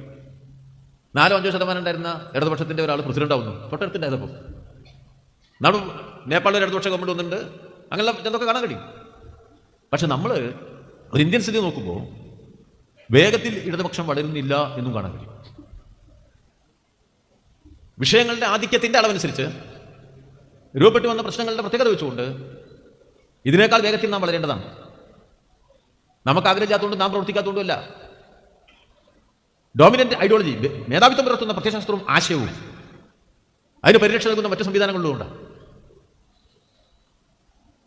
പക്ഷേ ഈ പ്രയാസകരമായ കാലത്തും ഇന്ത്യയിലെ ഏറ്റവും വലിയ സവിശേഷത, ഇന്ത്യയിൽ ഒരു സംസ്ഥാനത്ത്, കേരളത്തിൽ ഇപ്പോഴും ഒരു ഇടതുപക്ഷ ഗവൺമെന്റ് ഉണ്ട് എന്നുള്ളതാണ്. അത് ചെറിയൊരു കാര്യമല്ല. ഇന്നത്തെ ലോകത്തിന്റെയും ഇന്നത്തെ ഇന്ത്യയുടെയും സവിശേഷതയിൽ കേരളത്തിൽ ഇടതുപക്ഷ ഗവൺമെന്റ് ഉണ്ട്. ആ ഇടതുപക്ഷ ഗവൺമെന്റ് രണ്ടാമതും തുടർച്ചയായി അധികാരത്തിലേക്ക് വന്ന ഇടതുപക്ഷ ഗവൺമെന്റാണ് എന്നത് ഏറ്റവും സവിശേഷമായ ഒരു രാഷ്ട്രീയ പ്രത്യേകതയാണ്. സ്വാഭാവികമായിട്ടും ഇന്ത്യൻ വലതുപക്ഷത്തിന്റെ ഏറ്റവും വലിയ കണ്ണിലെ കരട് ആരായിരിക്കും? കേരളത്തിലെ ഇടതുപക്ഷമായിരിക്കും. കേരളത്തിലെ ഇടതുപക്ഷ ഗവൺമെന്റ് ആയിരിക്കും. അതിപ്പോൾ നമ്മളിപ്പോൾ അനുഭവിച്ചുകൊണ്ടിരിക്കുക. ഇപ്പൊ ഈ കേരള ഗവൺമെന്റ് എന്ന് പറഞ്ഞാൽ എല്ലാ കാലത്തും കേരളത്തിലെ ഇടതുപക്ഷ ഗവൺമെന്റുകൾ, കമ്മ്യൂണിസ്റ്റ് പാർട്ടി ഗവൺമെന്റുകൾ ഈ ബൂർഷ്വാ സാമൂഹ്യ ഘടനയുടെ പരിമിതികൾ എല്ലാം വെച്ചുകൊണ്ട് തന്നെ പ്രവർത്തിക്കുമ്പോൾ തന്നെ സാമൂഹ്യ ഘടനയെ, സാധാരണക്കാരന്റെ ജീവിതത്തെ വലിയ തോതിൽ മാറ്റിമറിച്ചൊരു ഗവൺമെന്റുകളാണ്. ഞാൻ ആവർത്തിച്ചതിന്റെ എല്ലാ വിശദാംശങ്ങളിലേക്കും പോകുന്നില്ല. എന്തൊരു വലിയ മാറ്റമുണ്ടായ സമൂഹമാണ് നമ്മുടെ. ഇന്ത്യയിലെ ഏറ്റവും പിന്നിൽ കിടന്ന സമൂഹം ഏതാ? കേരളീയ സമൂഹമാണ്. മനസ്സിലായോ? ടിപ്പു സുൽത്താൻ വരുന്നത് വരെ ഒരു പടയോട്ടം നടന്നിട്ട് അവിടെ പടം ചാത്തോണ്ടല്ല, ഓടിയിട്ടൊന്നും കിട്ടാൻ ചാത്തോണ്ടാണ്. അത്ര പിന്നിലായിരുന്നു നമ്മുടെ സമ്പദ്ഘടന. ഉൽപാദന ശക്തികളുടെ വർധനവ്, ഉൽപാദന ഉപകരണങ്ങളുടെ വിപുലീകരണം, അതൊക്കെ ഒരു ബന്ധപ്പെട്ട കാര്യങ്ങൾ. എന്നാൽ ഇന്ന് ഇന്ത്യയില് കേരളത്തിന്റെ ഒരു സ്ഥാനം ഏതാ? ഇന്നത്തെ ഇന്ത്യയിലെ കേരളത്തിന്റെ സ്ഥാനം എന്താ? അത്ഭുതം പോലെയല്ലേ കേരളത്തിലേക്ക് നോക്കുക. ലോകം പഠിക്കുകയാണ് കേരളത്തിൽ നിന്ന്. മനുഷ്യരാശിയുടെ സമകാല ചരിത്രത്തിലെ ഏറ്റവും അപകടം നിറഞ്ഞ കാലം കോവിഡ് കാലമാണ്. മുതലാളിത്തം പതരുന്നതാണ്. അവിടെ വെളിച്ചത്തിന്റെ സൂര്യകിരണം ഉയർന്നു പൊന്തിയത് കമ്മ്യൂണിസ്റ്റുകാർ അധികാരത്തിലേക്ക് ആദ്യം വന്ന 57 അധികാരത്തിലേക്ക് വന്ന കേരളമാണ് എന്ന് ലോകം അത്ഭുതത്തോടെ നോക്കിക്കൊണ്ടു. ലോകമാണ് വിദ്യാഭ്യാസ ഘടനയിലേക്ക് നോക്കി. ഏറ്റവും കൂടുതൽ പെൺകുട്ടികൾ സർവകലാശാലയിൽ പഠിക്കുന്നത് ഇവിടെയാണ്. ഏറ്റവും കൂടുതൽ പെൺകുട്ടികൾ ഗവേഷണം നടത്തുന്നത് ഇവിടെയാണ്. ലോകത്തിന്റെ മുന്നിൽ ഒന്നാം സ്ഥാനമാണ്. ലോകത്തിന്റെ മുന്നിൽ ഒന്നാം സ്ഥാനം. ആ ഒന്നാം സ്ഥാനം ലോകത്തിന്റെ മുന്നിൽ അത് കാണാൻ കഴിയില്ല. അവിടെ കുറച്ച് ആൾക്കാരുണ്ട്, കാണൂല. വെറുതെ ക്യാമറയും കൊണ്ടുവരിക. ലോകത്തിന്റെ മുന്നിൽ കേരളത്തെ അവരൊരിക്കലും കാണിച്ചു കൊടുക്കൂല. വടി പിടിച്ച് നടക്കും. നോക്കൂ നിങ്ങൾ, ഈ സാമ്പത്തിക പ്രതിസന്ധിയിൽ കേരളം എങ്ങനെ നിലയുറപ്പിച്ചിരിക്കുന്നു. പിണറായി വിജയൻ ഗവൺമെന്റ് അധികാരത്തിലേക്ക് വരുമ്പോൾ നമ്മുടെ പാർട്ടി അംഗീകരിച്ച, നമ്മുടെ രണ്ടാം ഗവൺമെന്റ് വരുമ്പോൾ നമ്മുടെ പാർട്ടി അംഗീകരിച്ച ഒരു പ്രമേയമുണ്ട്.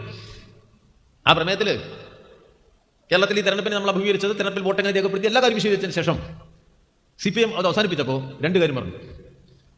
ഒന്നാമത് നമ്മൾ പറഞ്ഞു, കമ്മ്യൂണിസ്റ്റ് പാർട്ടി എന്നുള്ള നിലയിൽ പാർട്ടി അംഗങ്ങൾക്ക് ഈ അനുഭവ പശ്ചാത്തലത്തിൽ ഗവൺമെന്റുമായിട്ട് മുന്നോട്ട് പോകുമ്പോൾ ഉണ്ടാവേണ്ട പ്രത്യേകമായ ചുമതലകളെക്കുറിച്ചുള്ള ഒരു ജാഗ്രതപ്പെടുത്തലാണ്. ഒരു കാരണവശാലും നമ്മൾ അധികാരം തലക്കി പിടിച്ചവരാവരുത് എന്നുള്ള ബോധമുണ്ടാക്കാനുള്ള കാര്യങ്ങൾ പാർട്ടി പ്രമേയത്ത് പറഞ്ഞു. പിന്നീട് പറഞ്ഞെന്താ, നമുക്ക് നമ്മുടെ ഈ ഇന്ത്യയിലെ ഇന്നത്തെ ഒരു ജീവിതാവസ്ഥയിൽ തകർന്നുകൊണ്ടിരിക്കുന്ന ഇന്ത്യ, നമ്മൾ കുറെ നേട്ടങ്ങൾ ഉണ്ടാക്കിയിട്ടുണ്ട്. അതിനൊരു ലോക നിലവാരമുള്ളതാക്കണം.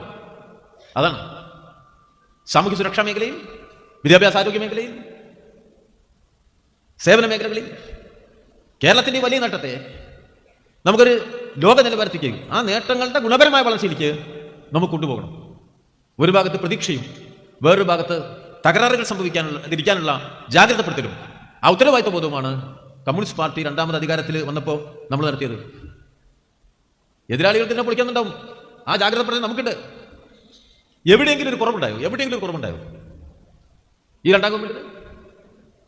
ഏറ്റവും ബുദ്ധിമുട്ടുണ്ടായ കാലം നമുക്ക് ലഭിക്കേണ്ട 10,000 കോടി രൂപയാണ് കേന്ദ്രം തടഞ്ഞു വെച്ചതും തരാതിരുന്നത്.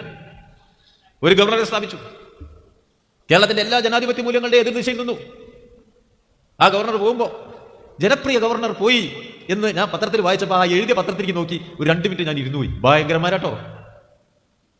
ഇപ്പൊ ഈ പത്രാധിപന്മാരും ഉണ്ട്. അങ്ങനെയാണ് പുതിയ കാല പത്രം എന്ന് പറഞ്ഞാൽ പത്രാധിപരില്ലാത്ത കാലായിപ്പോ. ഞാൻ അതിലേക്ക് പോണില്ല. എഴുതി വെച്ചിരിക്കുക, ആ ജനപ്രിയ ഗവർണറെ പോയി.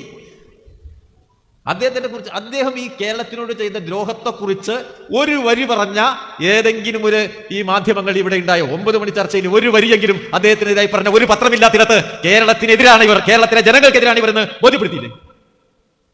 ഈ സമൂഹത്തിലെ പാവപ്പെട്ടവൻ എത്രമാത്രം എതിരാണ് നമ്മുടെ രാജ്യത്തിലെ കമ്മ്യൂണിസ്റ്റ് വിരുദ്ധ മാധ്യമങ്ങളെന്ന് ഓരോ നിമിഷങ്ങളിലും അവർ വിളിച്ചു പറഞ്ഞുകൊണ്ടിരിക്കുകയാണ്. ഞങ്ങൾ അത് കേട്ട് ആഹ്ലാദിക്കില്ല, പക്ഷെ നിങ്ങളെ പേടിക്കുന്നില്ല എന്ന് ഒന്നുകൂടി ഓർമ്മപ്പെടുത്തുകയും. എവിടെ എത്തി? ഇത് മുഴുവൻ നടക്കില്ലേ? എന്തൊരു വലിയ പ്രതിസന്ധി! നമ്മുടെ നേട്ടങ്ങൾക്ക് വില കൊടുക്കില്ലേ? ആ കിഫ്ബി ഉപയോഗിച്ച് ഒരു ബദൽ പദ്ധതി ആവിഷ്കരിച്ച് 10,000 കോടി രൂപയുടെ മൂലധന നിക്ഷേപം നടത്തിയില്ലേ? മൂലധന നിക്ഷേപം ചെലവാക്കലില്ലല്ലോ, നടത്തിയില്ലേ? ഇവിടെ അതിനെ തടഞ്ഞില്ലേ? പരിക്ക് സംസ്ഥാന ഗവൺമെന്റിനല്ലേ? ആ വയനാട്ടിൽ ദുരന്തം ഉണ്ടായപ്പോ ഞാൻ എന്റെ ബാക്കി പോണില്ല. ഹെലികോപ്റ്റർ വന്നതിന്റെ കൂലി ചോദിച്ചില്ലേ? ഹെലികോപ്റ്റർ വന്നതിന്റെ കൂലി കുറച്ച് പൈസ തരണം തന്നപ്പോൾ കഴിഞ്ഞൂറി വന്ന ഹെലികോപ്റ്ററിന്റെ പൈസ ഇട്ടാണ്ട് അത് തരുമെന്നല്ലേ പറഞ്ഞത് കേന്ദ്രം? കഴിഞ്ഞ തവണ വെള്ളപ്പൊക്കം ഉണ്ടായ കാലത്ത് വന്ന ഹെലികോപ്റ്ററിന്റെ പൈസയിൽ ഇത്ര 1000 രൂപ കിട്ടാണ്ട് അത് തരണമെന്നാണ് വയനാടിന് വേണ്ടി പൈസ ചോദിച്ചപ്പോൾ കത്ത് വന്നത്. എന്നൊരു കത്ത് ബാക്കിയാട്ടോ കേന്ദ്രത്തിൽ? ഒരു കത്ത് എന്നും ബാക്കിയായിരിക്കും. അതായത് ഞങ്ങൾക്ക് നഷ്ടമുണ്ടായി, 5000 കോടി രൂപ വേണം എന്ന് കത്ത് കൊടുത്താൽ 5000 വേണോ 4999 പോരെ എന്നൊരു കത്ത് വരും. ആ കത്ത് കൊടുത്താൽ അപ്പോൾ നിങ്ങൾ തന്ന സ്ഥലത്തിന്റെ അപ്പുറത്ത് ഒരു 5 ഏക്കർ സ്ഥലം ബാക്കിയില്ല, അവിടുത്തെ പ്രശ്നം അടുത്ത കത്ത് വരും. അത് വിശദീകരിച്ചാൽ ഒരു കത്ത് വരും. ഒരു കാര്യങ്ങൾ ഓർക്കുക, എന്നും ഒരു കത്ത് ബാക്കിയായിരിക്കും. മനസ്സിലായില്ലേ? നമ്മൾ എന്തെങ്കിലും ചോദിച്ചാലേ ഒരു കത്ത് ബാക്കിയായിരിക്കും. അപ്പൊ ഈ മാപ്രകൾ അങ്ങനെ പറഞ്ഞുകൂടാ. ഈ നമ്മുടെ മാധ്യമങ്ങൾ എന്താ പറയുമല്ലോ, കേരളം ചോദിക്കാത്തോണ്ട് കിട്ടാണ്ടിരിക്കുക, കത്തിന് മറുപടി പറയാത്തോണ്ട് തരാത്തല്ല. കേന്ദ്രം തരാത്തൊരു കുറ്റം ഉണ്ടാവില്ല. ആകണ്ടാവുന്ന കുറ്റം നമ്മൾ ചോദിച്ചതിൽ തെറ്റി. ഒരിക്കലും ഇവരെല്ലാം കൂടി എഴുതില്ലോ, ചോദിച്ചതിന്റെ അളവ് കൂടിപ്പോയി. കിട്ടാത്തതിന്റെ കാരണേ ചോദിച്ചതിന്റെ അളവ് കൂടിപ്പോയിന്ന്. ഏറ്റവും കൂടുതൽ കണക്കറിയുന്നവരൊക്കെ ഈ പത്രാഫീസിലല്ലേ ജോലി ചെയ്യുന്നത്. TV ചാനലിലും മറ്റേ 9 മണി ചർച്ചയുടെ ആങ്കർ ആയിട്ടിരിക്കുന്ന ആൽബർട്ട് ഐൻസ്റ്റൈനേക്കാളും വലിയ ശാസ്ത്രകാരന്മാരും കണക്ക് വിദഗ്ധന്മാരുമാണല്ലോ ഭാര്യ അവിടെ ഇരിക്കുന്നത്. അങ്ങനെ അവിടെ ഇരിക്കുന്നത് ഇതിനാണല്ലോ സർവ്വവിജ്ഞാന കോശം. അവിടുന്ന് ഞാൻ ബാക്കി പറയുന്നില്ല. ആലോചിച്ചു യഥാർത്ഥത്തിൽ എന്താ അവിടെ സംഭവിക്കുന്നത്? ഏതെങ്കിലും ഒരു മേഖലയിൽ കേരളം പുറകോട്ടുകയോ? ഏതെങ്കിലും ഒരു മേഖലയിൽ ക്വാളിറ്റി ഓഫ് പൊതുവിദ്യാഭ്യാസത്തിന്റെ ഗുണനിലവാരത്തിനെ കുറിച്ച് എന്തെങ്കിലും വിവരം ഇരിക്കുന്നുണ്ടോ? എന്നാൽ ലോകത്തൊന്നാമത്തതാണ് ഈ കേരളത്തിൽ പാവങ്ങൾ കൊടുക്കുന്ന പൊതുവിദ്യാഭ്യാസം. മനസ്സിലാക്കും നിങ്ങൾ. എന്താ US ചർച്ച? എന്താ ട്രംപിന്റെ പ്രസംഗം? അവിടുത്തെ വെളുത്തവന്റെ കുട്ടി പഠിക്കുന്ന സ്കൂളിന്റെ സൗകര്യക്കുറവിനെ കുറിച്ചാണ്. ഞങ്ങളുടെ കുട്ടിക്ക് ഏറ്റവും കുറഞ്ഞ വിദ്യാഭ്യാസം കിട്ടുന്നു, ക്വാളിറ്റി ഇല്ലാത്ത വിദ്യാഭ്യാസം കിട്ടുന്നു എന്നാണ്. അതാണ് യൂണിവേഴ്സിറ്റി ചർച്ച ചെയ്ത്. അതാണ് വലതുപക്ഷത്തിന്റെ രാഷ്ട്രീയ അജണ്ട. യൂണിവേഴ്സിറ്റി കയറാൻ പറ്റുമോ? എന്താ യൂറോപ്പിലെ സ്ഥിതി? എന്താ ഇംഗ്ലണ്ടിലെ സ്ഥിതി? ഇംഗ്ലണ്ടിൽ പുതിയ സമ്പ്രദായം കൊണ്ടുവന്നു. ഓരോ വർഷത്തെയും പണപ്പെരുപ്പ നിരക്കിന്റെ അനുപാതത്തിൽ യൂണിവേഴ്സിറ്റികളിൽ ഫീസ് വർദ്ധിപ്പിക്കുന്നതാണ്. മനസ്സിലായി? 3% പണപ്പെരുപ്പ കുറി കൂടിയ 3% ഫീസോടെ യൂണിവേഴ്സിറ്റി വർദ്ധിപ്പിക്കും. അങ്ങനെയാണ്. അങ്ങനെ വർദ്ധിപ്പിക്കുന്ന ഫീസ് അവിടുത്തെ കുട്ടികൾക്ക് കൊടുക്കാതിരിക്കാൻ ഇന്ത്യ പോലെയുള്ള പിന്നോക്ക രാജ്യങ്ങളിൽ നിന്നുള്ള കുട്ടികളെ കൊണ്ടുവരുന്നതാണ്. മനസ്സിലായോ? ഇന്ത്യ പോലുള്ള ചൈന പോലുള്ള രാജ്യങ്ങളിൽ നിന്ന് വരുന്ന വിദ്യാർത്ഥികൾക്ക് 2 തരം ഫീസാ. നമ്മളിവിടെ നിന്ന കുട്ടിക്ക് 4 ഇരട്ടി ഫീസാ. അങ്ങനെ അവിടെ നിലവാരം കൂടിയിട്ടുണ്ടോ? പണമില്ലാത്ത യൂണിവേഴ്സിറ്റികൾ തുടങ്ങിയിരിക്കുന്ന ഓഫ് ക്യാമ്പസുകളാണ്. ഞാൻ അതിന്റെ വിശദാംശങ്ങളിലേക്ക് പോകുന്നില്ല. ഓഫ് ക്യാമ്പസുകളാ. പെട്ടിക്കട പോലെയുള്ള MBA വിദ്യാഭ്യാസം അവിടെ. ഇവിടുന്ന് കുറെ കുട്ടികൾ കൊണ്ട് നന്നായി സൂക്ഷിച്ചില്ലെങ്കിൽ പോയ കാശ് പോയി കിട്ടും. അതാ എന്നാ ഇവിടെ എഴുതുന്നത് നമ്മുടെ പത്രക്കാരൻ എന്താ എഴുതുന്നത്? അയ്യോ, കേരളത്തിലെ ഉന്നത വിദ്യാഭ്യാസം തകർന്നു, അതുകൊണ്ട് എല്ലാവരും കൂടി പുറത്തേക്ക് പോയി. അങ്ങനെയാണോ സംഭവിച്ചിരിക്കുന്നത്? അക്രഡിറ്റേഷൻ തന്നെ ഒരു സാധനമുണ്ട് ഇന്ത്യയിൽ. 9 മണി ചർച്ചക്കാർക്ക് അറിയില്ല, അങ്ങനെ ഒരു സാധനമുണ്ട്. ആ അക്രഡിറ്റേഷൻ വെച്ച് നോക്കിയാൽ കേരളത്തിലെ സർവകലാശാലകളുടെ മുഴുവൻ അക്രഡിറ്റേഷൻ നിലവാരം കൂടിയോ കുറഞ്ഞോ? അക്രഡിറ്റേഷനിൽ A+ഉം AA ഒക്കെ കിട്ടുന്ന കോളേജുകളുടെ എണ്ണം കൂടിയോ കേരളത്തിൽ? ഞാനിവിടെ ഒരു യാത്ര നടത്തിയിരുന്നു. ഏതാനും അധ്യാപകരുണ്ടായിരുന്നു. 3-4 സംസ്ഥാനങ്ങളിൽ വിദ്യാഭ്യാസ സ്ഥാപനം നടത്തുന്ന ക്രിസ്തീയ കോളേജുകളുടെ അധ്യാപകന്മാർ ഞങ്ങളൊരു ചർച്ച നടത്തി. അവരെന്നോട് പറഞ്ഞു, ഈ കേരളത്തിലുള്ളൂട്ടോ മര്യാദയ്ക്ക് കുട്ടികളെ മര്യാദയ്ക്ക് പഠിപ്പിക്കുന്ന സ്ഥലത്ത് അവർ മറ്റേ 3 സ്ഥലത്ത് വേറെ പഠിപ്പിക്കുന്നുണ്ട് കോളേജിലവർക്ക്. ഇവിടെയാ കുട്ടികൾ പുറത്തേക്ക് കൊണ്ടുവന്നുകൊണ്ടാ പകുതിയിലേറെ ഇത് ജോലിയാ. അല്ല, ഏറ്റവും മികച്ച വിദ്യാർത്ഥിയാണോ പുറത്തേക്ക് കൊണ്ട്? ആണോ? നമ്മുടെ ഏറ്റവും മികച്ച സ്റ്റുഡന്റ് പുറത്തേക്ക് കൊണ്ടാ? അവരാണോ പുറത്തു പോകണത്? അല്ലല്ലോ. ആരെങ്കിലും പോവാ? വലിയ ഫീസാ. പറമ്പ് വിറ്റാ പോണേ. ആരിഫ് മുഹമ്മദ് ഖാൻ ആകെ ഒരു സത്യം പറഞ്ഞിട്ടുള്ളൂ, പറമ്പ് വിറ്റ് കുട്ടികളെ പഠിപ്പിക്കുന്നവരാണ് മലയാളികൾ എന്നുള്ള ഏക സത്യമാണ് ആരിഫ് മുഹമ്മദ് ഖാന്റെ സംഭാവന. പോണ്ട് ഏറ്റവും കൂടുതൽ കുട്ടികൾ പുറത്തു കൊണ്ടുകൊണ്ടാ കേരളത്തിനാ? അല്ല, അത് ഉത്തർപ്രദേശിൽ നിന്നാണ്. 2ാമത്തെ ഇവിടുന്ന ബീഹാറിൽ നിന്നാണ്. 3ാമത്തെ ഇവിടുന്ന മഹാരാഷ്ട്രയിൽ നിന്നാണ്. ഏറ്റവും വലിയ കോച്ചിങ് കേന്ദ്രം പാലയല്ല, അത് കോട്ടയാണ്. അവിടെയാണ് ലക്ഷക്കണക്കിന് കോടി രൂപ കൈമറിഞ്ഞു പോകുന്നത്. അവിടെയാണ് കുട്ടികൾ മൂത്രപ്പരയിൽ ദുഃഖം എഴുതി വയ്ക്കുന്നത്. പഠിച്ചു പോകണം മാപ്ര. അവിടെ മറ്റേ ഈ ആങ്കർമാർ പഠിച്ചു പോകണം. എന്താ നടക്കുന്നത്? എന്താണ് ഇന്ത്യ എന്ന്, എന്താണ് ലോകം എന്ന് വെറുതെ ഇരുന്ന് പറയുന്നത്. കമ്മ്യൂണിസ്റ്റിനെ കുറ്റം പറയാൻ വേണ്ടി കാച്ചിക്കൊണ്ടിരിക്കുക. ഇവിടെ നമ്മുടെ സർവകലാശാലകൾ, അതിന്റെ വിഭവം, ഓരോ സർവകലാശാലയിലും 100 കണക്കിന് കോടി രൂപയുടെ പുതിയ നിക്ഷേപങ്ങൾ കേന്ദ്രം മുഴുവൻ തരില്ല. ഇപ്പോ റേറ്റ് ഉണ്ട്. ആ അനുപാതത്തിൽ മുഴുവൻ കേരളം ചെലവാക്കുക. ഉത്തർപ്രദേശിലെ 20 ജില്ലാ ആശുപത്രികൾ സ്വകാര്യവൽക്കരിച്ചു. 20 ജില്ലാശുപത്രി ചെന്നാൽ ഒക്കെ സ്വകാര്യവൽക്കരിച്ചിരിക്കുക. 10,000-കണക്കിന് ലക്ഷക്കണക്കിന് സ്കൂളുകൾ ഇന്ത്യയിൽ പൂട്ടി. ഒരു സ്കൂളിൽ കേരളത്തിൽ പൂട്ടിയാണ്. 964-ൽ 6.5 ലക്ഷം കുട്ടികൾ 1ാം ക്ലാസ്സിൽ ചേരുന്ന കേരളത്തിൽ ഇപ്പൊ ചേരുന്നത് 3.25 ലക്ഷമാണ്. നേർപകുതി കുട്ടികളുടെ എണ്ണം കുറവവിടെ. എണ്ണം കുറഞ്ഞാൽ പിന്നെ കുട്ടികൾ സ്കൂളിൽ ഉണ്ടാവുമോ? എണ്ണം കുറഞ്ഞാൽ പിന്നെ കുട്ടി കോളേജിൽ ഉണ്ടാവുമോ? ഇവർ പോയിട്ട് കുട്ടികളെ കാണാൻ അവിടെ കുട്ടിയില്ല കേരളത്തിൽ തന്നെ ജനിക്കാത്ത കുട്ടി ഇതിൽ ചേർക്കാൻ പറ്റുമോ? നാട്ടിൽ വന്ന മാറ്റം മനസ്സിലാവാതിരിക്കുന്നത് ഏകസനം പത്രാഫീസിലാ. അടിച്ച് കാച്ചല്ലേ എന്തെങ്കിലും പറയണേ. അവസാനം പറഞ്ഞു എവിടെ എത്തി? ഈ മലപ്പുറം ജില്ലയിൽ +2 സീറ്റ് ഇല്ലാത്തതുണ്ട്. എല്ലാ കൊല്ലം പറയും, റിസൾട്ട് വന്നാൽ പിറ്റേന്ന് പറയും മലപ്പുറത്ത് +2 സീറ്റ് ഇല്ല. പിന്നെ കുറച്ച് ആൾക്കാർ അപ്പം സമരക്കാർ പോകും. ആ സമരക്കാരുടെ പേര് ഞാൻ പറയുന്നില്ല, പേര് പറഞ്ഞാൽ കുടുങ്ങി. ആ സമരക്കാരൊക്കെ ഇറങ്ങി ഇവിടെ. ഇപ്പോൾ ആർക്കെങ്കിലും കിട്ടാത്തുണ്ട് കേരളത്തിൽ? +2 സീറ്റ് കിട്ടാത്ത ആരെങ്കിലും ഉണ്ടോ? ഞാൻ കേൾക്കുന്നില്ല. അപ്പോൾ ഒരു പത്രം എഴുതിയിരിക്കുക. എന്താ അറിയോ? ഇഷ്ടപ്പെട്ട സ്കൂളിൽ ഇഷ്ടപ്പെട്ട കോഴ്സിന് ഇഷ്ടപ്പെട്ട കുട്ടിക്ക് ഇഷ്ടപ്പെട്ടതുപോലെ പഠിക്കാനുള്ള സൗകര്യം വേണ്ടേ? ലോകത്തെ എവിടെയും നടക്കുമോ? പഠനത്തിനൊരു മെറിറ്റില്ലേ? നമ്മളൊക്കെ പഠിച്ചവരല്ലേ? മെറിറ്റിലല്ലേ ഇത്ര എന്നത്തിന് കട്ട് ഓഫ് മാർക്ക് ഉണ്ടാവില്ലേ? ലോകത്തില്ലേ? എല്ലാവർക്കും +2 കിട്ടിയപ്പോൾ എൻ്റെ വീട്ടിൻ്റെ അടുത്തുള്ള സ്കൂളിൽ ഞാൻ ആഗ്രഹിച്ചത് ആദ്യം സയൻസ് ഇടണമെന്ന്, പിറ്റേ ദിവസം എനിക്കൊരു ആഗ്രഹം കൊമേഴ്സ് ഇടണം, 3ാമത്തെ ദിവസം എൻ്റെ ആഗ്രഹം മാത്സ് ഇടണം. നമ്മളെ പത്രക്കാരൻ പറയുന്നത് അവൻ്റെ ആഗ്രഹത്തിനനുസരിച്ച് പിണറായി വിജയൻ കൊടുത്തിട്ടില്ല. മോശപ്പെട്ട ഗവൺമെന്റാണ് കേരളത്തിൽ എന്ന് പറയുന്നവന്റെ തുലിക്കട്ടി പരിശോധിക്കാൻ പ്രത്യേക ലാബറട്ടറി സ്ഥാപിക്കണം. നോക്കൂ, എഴുതി വെച്ചിരിക്കില്ല ഇവിടെ. പോണത് കണ്ട് നമ്മൾ ചെയ്യണതാ. അവിടെ ആശുപത്രി വിൽക്കുമ്പോൾ ഏറ്റവും നല്ല മെഡിക്കൽ കോളേജുകൾ ഇവിടുത്തെ കേരളത്തിലെ സർക്കാർ ആശുപത്രി പോകും. ലോകത്തെവിടെയെങ്കിലും ഉണ്ടോ ഇത്ര മികച്ചത്? ഈ തിരൂർ ആശുപത്രിയിലോട്ടോ എന്നോട് പറഞ്ഞു 34,000 രൂപ വിലയുള്ള ക്യാൻസർ ട്രീറ്റ്മെന്റിന്റെ ഇഞ്ചക്ഷൻ ഫ്രീ ആയിട്ട് അടിച്ചു കൊടുത്തുകൊണ്ടിരുന്ന ആശുപത്രി തിരൂരിലായിരുന്നു എന്ന് എന്നോട് ഒരാൾ എന്നോട് പറഞ്ഞു. ഇവിടെ സൂക്ഷിച്ചു വെച്ചിട്ടുണ്ടായിരുന്നു. ലോകത്തെവിടെയും കിട്ടുക. കമ്മ്യൂണിസ്റ്റ് വിരോധമാകാൻ നിങ്ങൾക്ക് ദേശം മനുഷ്യത്വം വേണമെന്നാണ് വളരെ വിനയപൂർവ്വം ഞാനിവരെ ഓർമ്മിപ്പിക്കുന്നത്. അത് നിങ്ങൾക്കാവാം. എവിടെ എത്തി? എവിടെ പിറകു പോയി കേരളം? സ്വന്തമായി വിഭവം കണ്ടെത്തി ഈ കേരളം. അറിയോ? ഏറ്റവും കൂടുതൽ സ്വന്തം വിഭവം കണ്ടെത്തിയ ധനമന്ത്രിയുടെ പേര് കെ എൻ ബാലഗോപാൽ എന്നാണ്. ഇവിടുത്തെ ധനകാര്യം മോശം ആണോ? ഇവർ പറയില്ല, വസ്തുതയോട് കിടക്കുക. എവിടെ ഒരു കുറവ് സംഭവിച്ചു? വിദ്യാഭ്യാസ മേഖലയിൽ ഉണ്ടായോ? ആരോഗ്യ മേഖലയിൽ ഉണ്ടായോ? സേവന മേഖലയിൽ ഉണ്ടായോ? ഇവിടെ ഞാൻ ഇന്നലെ ടി വി നോക്കുന്നുണ്ട്, കുണ്ടുകൂടി ഇങ്ങനെ ചാടുന്നു ഓട്ടോറിക്ഷ. ഇന്നലെ ഞാൻ നോക്കിയതാ. എപ്പോഴും ഞാൻ നോക്കലില്ല, കാരണം ഇത് പറ്റിപ്പോവും. ഞാൻ നോക്കിപ്പോയി, കാരണം അപ്പോൾ കുണ്ടിച്ചാടി, അയ്യോ കേരളം കുണ്ടിച്ചാടി, കേരളം കുണ്ടിച്ചാടി. ഈ കുണ്ട് മാത്രമേ ഇവർ കാണുള്ളൂ. 650 കിലോമീറ്റർ നീളത്തിൽ 6 വരിയിൽ 2 വരി സൈഡ് റോഡുകളും കൂടി സർവീസ് റോഡുമായിട്ട് ഒരു 8 വരി പാത മാന്യമായി നീണ്ടു നിവർന്ന് ഈ കേരളത്തിലൂടെ പണിതുയർത്തി കണ്ടുപോകുന്നതിനുള്ള കണ്ണില്ലാത്ത ക്യാമറകളാണ് കേരളത്തിൽ ഇവരുടെ കയ്യിലിടുന്നത്. അവിടെ പണിതുകൊണ്ടിരിക്കില്ലേ? എത്ര വേഗത്തിൽ, ഇത്ര വേഗത്തിൽ ഈ ദേശീയപാത എവിടെയെങ്കിലും ഇന്ത്യയിൽ 6 വരി പാതയും അതിന് സർവീസ് റോഡുള്ള ഒരു സ്ഥലം ഇന്ത്യയിലുണ്ടോ? ഒരു സംസ്ഥാനം പൂർണ്ണമായി? അങ്ങനെ ഒരു സ്ഥലം ഈ കേരളത്തിലേ ഉള്ളൂ. ആ സ്ഥലം എടുത്തു കൊടുത്ത ആരാ? അതിന്റെ 4 കാശ് വേണമെന്ന് കേന്ദ്രം പറഞ്ഞപ്പോൾ നമ്മൾ കൊടുക്കാന്നുള്ളൂ. വേറെ ആരും കൊടുത്തിട്ടുണ്ടോ? സ്ഥലം അളക്കാൻ വേണ്ടി ചെന്നപ്പോൾ ഒരല്പം വർഗീയത കൂടുതലുള്ള ഒരു സംഘടന സമരം നടത്തി ലീഗ് ഓഫീസിൽ ചെന്നപ്പോൾ ഇനി ഇവിടെ റോഡ് വേണ്ട എന്ന് പ്രഖ്യാപിച്ച വികസന നായകന്മാരാണ് UDF-കാരായി കേരളം ഭരിച്ചതെങ്കിൽ ആ റോഡ് ഇവിടെ വെട്ടും എന്ന നിശ്ചയദാർഢ്യത്തിന്റെ പ്രതീകമാണ് കേരള മുഖ്യമന്ത്രി. ആ പണി ഇവിടെ പൂർത്തീകരിക്കുക. സൈക്കിളില്ല. ആ നല്ലൊരു റോഡ് വരുമ്പോൾ എവിടെടാ കുണ്ട് എന്ന് ചോദിച്ച് ക്യാമറയും വടിയെടുത്ത് നടക്കാൻ വരും. എത്രത്തോളം തരം താഴാമോ മാധ്യമ പ്രവർത്തനത്തിന് എന്നതിന്റെ ഉദാഹരണങ്ങൾ കേരളത്തിലെ കമ്മ്യൂണിസ്റ്റ് വിരുദ്ധ മാധ്യമങ്ങൾ അവരുടെ കഴിവിനനുസരിച്ച് പ്രകടിപ്പിച്ചുകൊണ്ടിരിക്കുക. മുന്നോട്ടില്ലേ പോണ്ട്? ഒറ്റ പ്രശ്നമേ ഉള്ളൂ, ഇത് വലതുപക്ഷത്തിന് ഇഷ്ടപ്പെടുന്നില്ല. അതാണ് ഒരു പ്രശ്നം. കേരളത്തിലൊന്നും ഒരു പിന്നോട്ടില്ല എല്ലാ നിലയിലും. ഇപ്പോൾ വ്യവസായത്തിലേ നമ്മൾ മോശം തന്നെ. ഇപ്പോൾ വ്യവസായ സൗഹൃദത്തിൽ 1ാം സ്ഥാനത്തുള്ള അവാർഡ് വാങ്ങി രാജീവ്. അപ്പോൾ അതും പോയി, ആ ചാൻസും പോയി. ഇപ്പോൾ നമ്മൾ നോക്കിയൊക്കെ എവിടെ ഒന്ന് നമ്മൾ തകർക്കാം നോക്കിയെടുക്കാം. അവർക്ക് ഓട്ടടച്ചുകൊണ്ടിരിക്കുക. ലൂപ്പ് പ്ലഗ് ചെയ്യുക. അപ്പോൾ ഒരു കാര്യം നമ്മൾ എല്ലാവരും മനസ്സിലാക്കണം, ഒരു സംശയമില്ല, ഇതൊരു ബദൽ നയം നടപ്പിലാവുന്ന ഗവൺമെന്റാണ് കേരളത്തിൽ. എല്ലാ ഇന്ത്യ ഗവൺമെന്റിന്റെ ഉണ്ടാക്കിയ, ഇന്ത്യൻ സാമൂഹിക ഘടന ഉണ്ടാക്കിയ, ലോക സാമ്പത്തിക അവസ്ഥ ഉണ്ടാക്കിയിരിക്കുന്ന ഒരുപാട് ദാരിദ്ര്യവൽക്കരണത്തിന്റെ എല്ലാ പ്രശ്നങ്ങളുടെയും പരിഹാരം കേരളത്തിൽ ഒരു ചെറിയ സംസ്ഥാന ഗവൺമെന്റ് വെച്ചുകൊണ്ട് പിണറായി ചെയ്യാൻ കഴിയില്ല. അത് വ്യക്തം. പക്ഷേ മാതൃക സൃഷ്ടിക്കാനാവും. അത് 957 തന്നെ കാണിച്ചു കൊടുത്തിട്ടുണ്ട്. അതിന് അധിക കാലമൊന്നും വേണ്ട, അന്ന് കാണിച്ചു കൊടുത്തിട്ടുണ്ട്. നല്ല മാതൃക, നല്ല മാറ്റമാണ്, ഒരു സംശയം വേണ്ട. നിങ്ങൾ ആരെന്ത് പറഞ്ഞാലും പുരോഗമനത്തിന്റെ വഴിയിൽ കേരളം സഞ്ചരിക്കുക തന്നെ ചെയ്യും.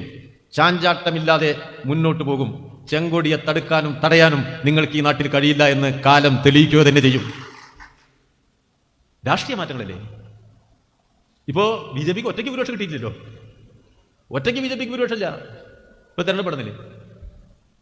കമ്മ്യൂണിസ്റ്റ് പാർട്ടി എന്നുള്ള നിലയിൽ നമ്മൾ നന്നായിട്ട് ഇടപെട്ടു. നമ്മൾ നന്നായിട്ട് ഇടപെട്ടിട്ട് ഇന്ത്യ ബ്ലോക്ക് അതിനൊരു ഗുണമുണ്ടായി. കഴിഞ്ഞ നമ്മുടെ പാർട്ടി കോൺഗ്രസ് പറഞ്ഞാണ് പ്രാദേശിക പാർട്ടികളുടെ സാധ്യതകളെ ഫലപ്രദമായിട്ട് ഉപയോഗിക്കണം. പ്രാദേശിക പാർട്ടികൾ, മതനിരപേക്ഷ പാർട്ടികൾ, ദേശീയ പാർട്ടികൾ, ഇടതുപക്ഷം എല്ലാം ഒരുമിച്ച് ചേർന്ന് ഒരു ഇന്ത്യ ബ്ലോക്ക് ഉണ്ടാക്കി BJPക്ക് ഒറ്റയ്ക്കുള്ള ഭൂരിപക്ഷത്തെ പാർലമെന്റിൽ ഇല്ലാതാക്കി. വലിയ ഗുണമാണത്. പാർലമെന്ററി സംവിധാനത്തെ BJP തകർത്തുകൊണ്ടിരിക്കുകയായിരുന്നു. നമ്മുടെ പാർലമെന്ററി സംവിധാനത്തിൽ നമ്മുടെ കമ്മിറ്റി പ്രവർത്തനമുണ്ട്. സൂക്ഷ്മതലത്തിൽ പാർലമെന്ററി കമ്മിറ്റികൾ നിയമനിർവഹണത്തിന്റെ എല്ലാ ഘട്ടത്തെയും പരിശോധിക്കുകയും ആവശ്യമായ ഭേദഗതികൾ വരുത്തുകയും ചെയ്യുന്നതാണ് കമ്മിറ്റി സമ്പ്രദായം. നല്ല നിലയിൽ പ്രവർത്തിച്ചതാണ്. കേരളമാണ് അതിന് തുടക്കം കുറിച്ചത്. അതുപോലെ ഇന്ത്യയിലേക്ക് ഏറ്റെടുത്തു, കേന്ദ്ര ഗവൺമെന്റ് കൊണ്ടുവന്നു. BJPയുടെ 10 കൊല്ലത്തിൽ ഒരിക്കൽ പോലും ഈ കമ്മിറ്റികളെ ഫലപ്രദമായി പ്രവർത്തിപ്പിച്ചില്ല. പാർലമെന്റ് പറഞ്ഞാൽ മോഡിക്ക് പ്രസംഗിക്കാനുള്ളതും മോഡി ഭക്തന്മാർക്ക് കൈയടിക്കാനുള്ളതുമാണ് എന്ന സ്ഥിതി വന്നു. പാർലമെന്റ് സാധാരണ ഒരാഴ്ചയിൽ 2-3 ദിവസം നിയമനിർമ്മാണത്തിന്, ബാക്കി ദിവസങ്ങൾ ജനകീയ വിഷയങ്ങൾ ഉന്നയിക്കുന്നതിന് ചർച്ച ചെയ്യാനും. ആ നിലയിലാണ് പാർലമെന്ററി സംവിധാനം പ്രവർത്തിക്കുക. അല്ല അങ്ങനെ നിയമം ഉണ്ടാക്കൽ മാത്രമല്ല. അതാണ് പാർലമെന്റിന്റെ പ്രവർത്തനം. നിയമം ഉണ്ടാക്കും, ചർച്ച ചെയ്യും, ജനകീയ വിഷയങ്ങൾ വരും, അത് ചർച്ച ചെയ്യും. പാർലമെന്റ് അതിനുള്ളതാണ്. എക്സിക്യൂട്ടീവിനെ വിചാരണ ചെയ്യാനുള്ളതാണ് പാർലമെന്റ്. ചോദ്യോത്തരവിനുള്ളതാണ്. ജനകീയ വിഷയങ്ങൾ വെച്ചുള്ള ചർച്ചകൾ അതിനുള്ളതാണ്. അതിനുള്ള പ്രൊവിഷൻസ് പാർലമെന്റിന്റെ നിയമ സംഹിതകളിലുണ്ട്. അത് പൂർണ്ണമായി നിശ്ചലമാക്കിയത് BJP ഗവൺമെന്റ്. ഇപ്പോൾ ഒരു മാറ്റം വരിക. കാരണം എന്താ? പാർലമെന്റിൽ കഴുത്തോടൊപ്പം അംഗബലമുണ്ട് പ്രതിപക്ഷത്തിന്. പാർലമെന്റിൽ ആ വ്യത്യാസം കാണാൻ കഴിയും. BJP അത് അംഗീകരിക്കും ആഗ്രഹിക്കുന്നില്ല, അവിടെ ഉണ്ട് വ്യത്യാസം വന്നു. കരുതൂറ്റ പ്രതിപക്ഷം വന്നു. ശക്തമായി പ്രതിരോധിക്കാം, പോരാടാം പാർലമെന്റിന്റെ വേദികളിൽ. ജനാധിപത്യത്തെ കുറച്ചൊന്നും തിരിച്ചു വയ്ക്കാം. BJP ഒരു ഇഞ്ച് മാറില്ല. ആ ഒരു മാറ്റം വന്നിട്ടുണ്ട് ഇന്ത്യയിൽ. നല്ലൊരു കാര്യമാണ്. നമ്മുടെ പാർട്ടിക്ക് ആ നിലയിലുള്ള ഒരു രാഷ്ട്രീയ മാറ്റം രൂപപ്പെടുത്തിയെടുക്കാൻ നല്ലൊരു പങ്ക് ഈ കാലയളവിൽ നിർവഹിക്കാൻ കഴിയും. ബഹുജന പ്രക്ഷോഭങ്ങളെ, കമ്മ്യൂണിസ്റ്റ് പാർട്ടി എപ്പോഴും അങ്ങനെയാണ്, ബഹുജന പ്രക്ഷോഭങ്ങളെ വളർത്തുക. വലിയ തോതിലുള്ള ബഹുജന പ്രക്ഷോഭങ്ങൾക്ക് നമ്മൾ സാക്ഷികളാവുകയാണ്. കർഷക പ്രക്ഷോഭങ്ങൾ ഇടതടവില്ലാതെ നടക്കുകയാണ്. 3 കർഷക വിരുദ്ധ നിയമങ്ങൾ ഫ്രീസ് ചെയ്യാൻ BJP നിർബന്ധിതമായി. വലിയ മാറ്റമാണ്. സമരങ്ങൾ തുടരണം. തൊഴിലാളികളുടെ സമരങ്ങൾ, സംഘടിത തൊഴിലാളി മേഖലയിൽ വലിയ തോതിലുള്ള പ്രക്ഷോഭങ്ങൾ, പൊതുമേഖല സ്വകാര്യവൽക്കരണത്തിനെതിരായിട്ടുള്ള സമരങ്ങൾ, കോർപ്പറേറ്റിന് വേണ്ടി എല്ലാം മാറ്റിവെക്കുന്നിടത്ത് തൊഴിലാളിയുടെ പ്രതിരോധ ശബ്ദം, അത് തൊഴിലാളികളുടെ മാത്രമല്ല രാജ്യത്തിന് വേണ്ടിയുള്ള സമരങ്ങളാണ്. തീവ്ര സ്വകാര്യവൽക്കരണത്തിനെതിരായി. ഇപ്പോൾ കോർപ്പറേറ്റ് അനുകൂലമായ തരത്തിൽ തൊഴിലാളി സംഘടന രജിസ്റ്റർ ചെയ്യാനുള്ള അവകാശം നിഷേധിക്കപ്പെട്ടിടത്തല്ലേ സാംസങ്ങിനെതിരെ ശക്തമായ സമരം തമിഴ്നാട്ടിൽ നടന്നത്? ആ നിലയിൽ പോരാട്ടങ്ങളുടെ വലിയൊരു ശാക്തിക വർധനവ് നമുക്ക് കാണാൻ കഴിയും. കുറെ കൂടി മുന്നോട്ട് കൊണ്ടുപോകണം. പാർട്ടിയുടെ ഇടപെടൽ വരുന്ന നല്ലൊരു മേഖല അതാണ്. നമ്മുടെ വിവിധ ബഹുജന സംഘടനകൾ, കാർഷിക തൊഴിലാളി കർഷക മേഖലയിലെ സമരങ്ങൾ ശക്തിപ്പെടുന്ന സമരങ്ങളാണ്. MNRGയുടെ നടത്തിപ്പ് കുറയുന്നിടത്ത് നമ്മൾ നടത്തുന്ന സമരങ്ങളെ ശക്തിപ്പെടുത്തുന്നുണ്ട് നമ്മൾ. നല്ല കാര്യമാണ്. അതോടൊപ്പം പ്രധാനമാണ് കേരളത്തിലെ ഇടതുപക്ഷ ഗവൺമെന്റിനെ സംരക്ഷിക്കുക എന്നത്. കാരണം ഇന്ത്യയിലെ വലതുപക്ഷത്തിന്റെ രാഷ്ട്രീയ അജണ്ടയിലെ മുഖ്യ ഇനമാണ് കേരളത്തിലെ ഇടതുപക്ഷ ഗവൺമെന്റിനെ തകർക്കുക എന്നത്. ഇടതുപക്ഷ ഗവൺമെന്റിനെ തകർക്കാൻ കേരളത്തിലെ ഇടതുപക്ഷത്തെ തകർക്കുക എന്നാണ്. കേരളത്തിലെ ഇടതുപക്ഷത്തെ തകർക്കുക അതൊരു രാഷ്ട്രീയ അജണ്ടയാണ് ഇന്ത്യൻ ഭരണവർഗത്തിന്റെ. ആ രാഷ്ട്രീയ അജണ്ട നടപ്പിലാക്കാൻ എല്ലാ കഴിവും അവരോട് ഉപയോഗിക്കും. അത് ഉപയോഗിച്ചുകൊണ്ടിരിക്കുകയാണ്. എല്ലാ കഴിവും ഉപയോഗിക്കും. കരുത്തുറ്റ കമ്മ്യൂണിസ്റ്റ് വിരുദ്ധ മുന്നണി ഉണ്ടാക്കുക, CPM വിരുദ്ധ മുന്നണി ഉണ്ടാക്കുക. ആ ലക്ഷ്യത്തിന്റെ ഭാഗമാണ്.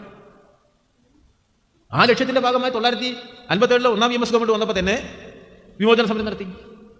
ആ വിമോചന സമരം മുന്നണി എന്ന് പറഞ്ഞാൽ ജനങ്ങളുടെ പിന്തുണയായിരുന്നോ? അതോ വർഗീയ ജാതീയ ഘടകങ്ങളുടെ ഇടപെടലായിരുന്നോ? മതത്തെയല്ലേ ഉപയോഗപ്പെടുത്തിയത്? മതത്തെ ഉപയോഗപ്പെടുത്തിയല്ലേ ഇവിടെ വിമോചന സമരം നടത്തിയത്? മതസ്ഥാപനങ്ങളിൽ നിന്നല്ലേ പ്രകടനം തുടങ്ങിയത്? ജാതി സംഘടന ആസ്ഥാനങ്ങളിൽ നിന്നല്ലേ ഇവിടെ പ്രകടനം നടത്തിയത്? ജനങ്ങളുടെ പൊതുവികാരമായിരുന്നു അത്. വിശ്വാസത്തെ ഏറ്റവും വിപുലമായി ദുർവിനിയോഗം ചെയ്തതിന്റെ ഏറ്റവും വലിയ ഉദാഹരണത്തിലൂടെയല്ലേ ഇന്ത്യൻ ജനാധിപത്യത്തിലെ ഏറ്റവും വലിയ മോശപ്പെട്ട പ്രവർത്തനം പണ്ഡിറ്റ് ജവഹർലാൽ നെഹ്റുവിനെ കൊണ്ട് ജയിപ്പിച്ചത്? ഗവൺമെന്റ് പിരിച്ചിട്ടില്ലേ ഭൂരിപക്ഷമുള്ള ഗവൺമെന്റിനെ? അന്ന് തുടങ്ങിയതാണ്. എപ്പോഴെങ്കിലും നിർത്തിവെച്ചു എന്നുള്ളതല്ല. അതിനെ മുറിച്ചു കടന്നു കമ്മ്യൂണിസ്റ്റ് പാർട്ടി.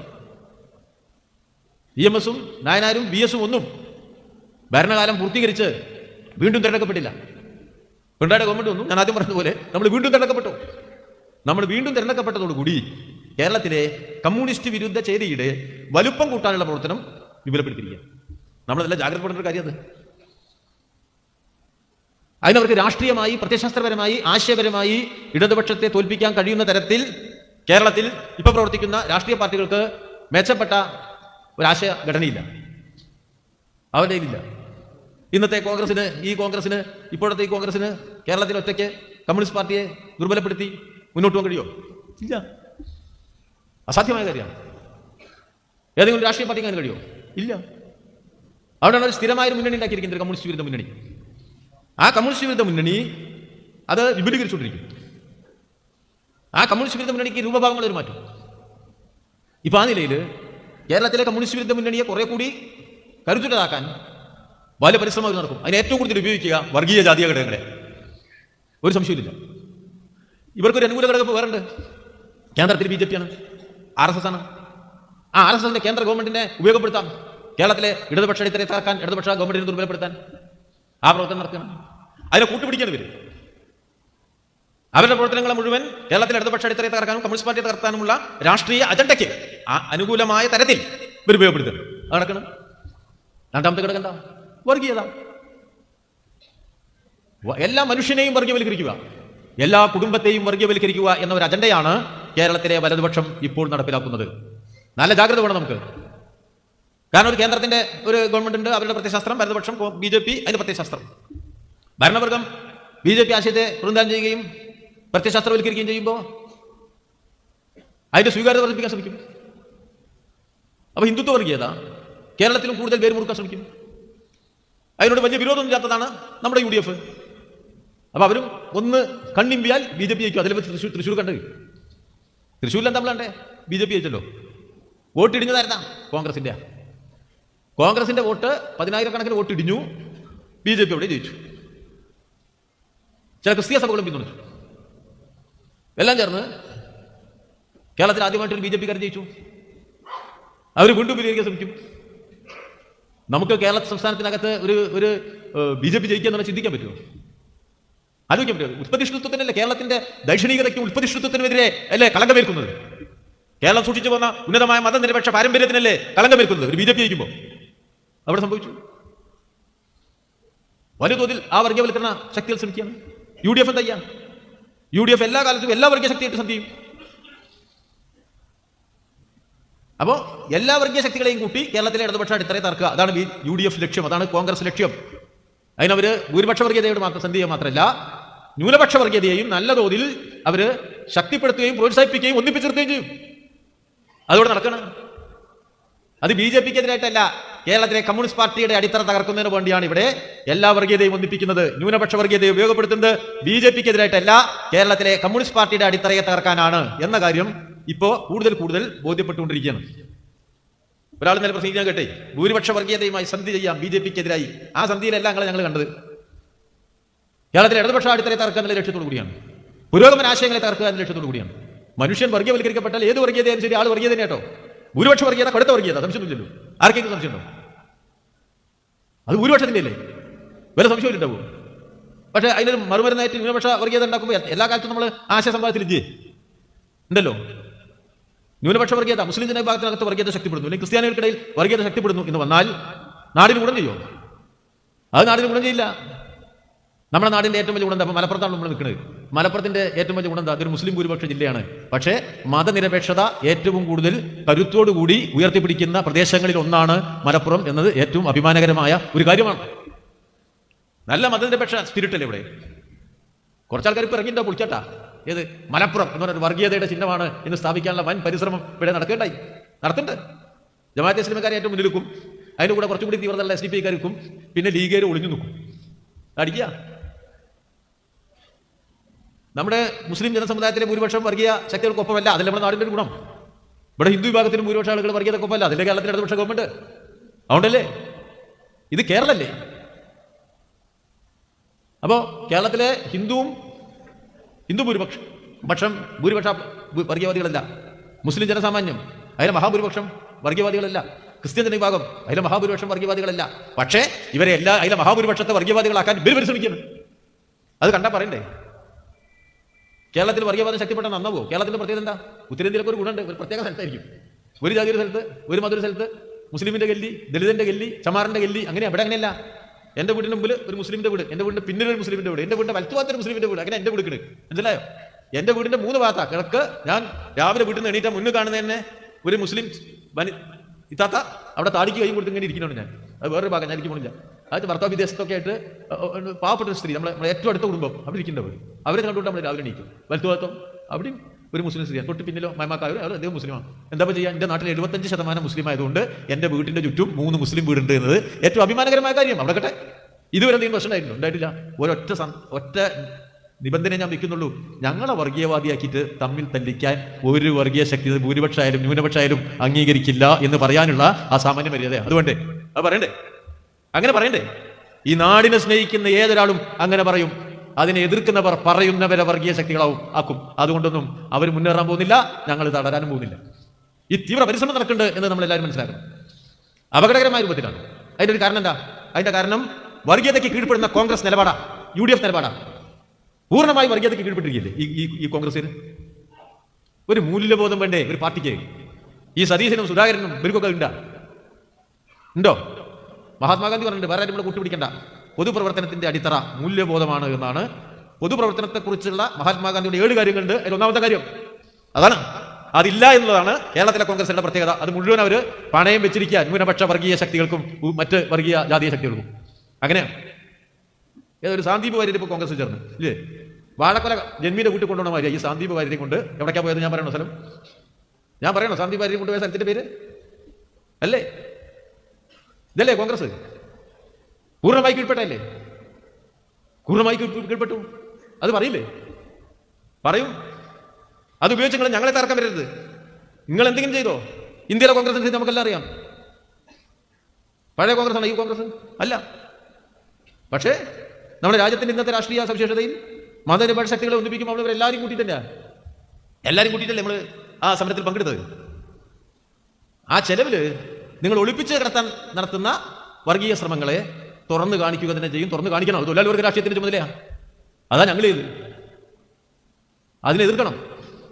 അത് ഏതായാലും നമ്മൾ ഓരോന്നിന്റെ അളവ് തൂക്കം നോക്കി കൃത്യമായിട്ട് എതിർത്ത് പോകാതിരുന്നാൽ കേരളത്തെ പൂർണ്ണമായി വർഗീയവൽക്കരിക്കുക എന്ന അജണ്ട ഇവരെ സബലീകരിക്കാൻ നോക്കും. അത് പറ്റില്ല. വലുതുതലേ നടക്കുകയാണ്.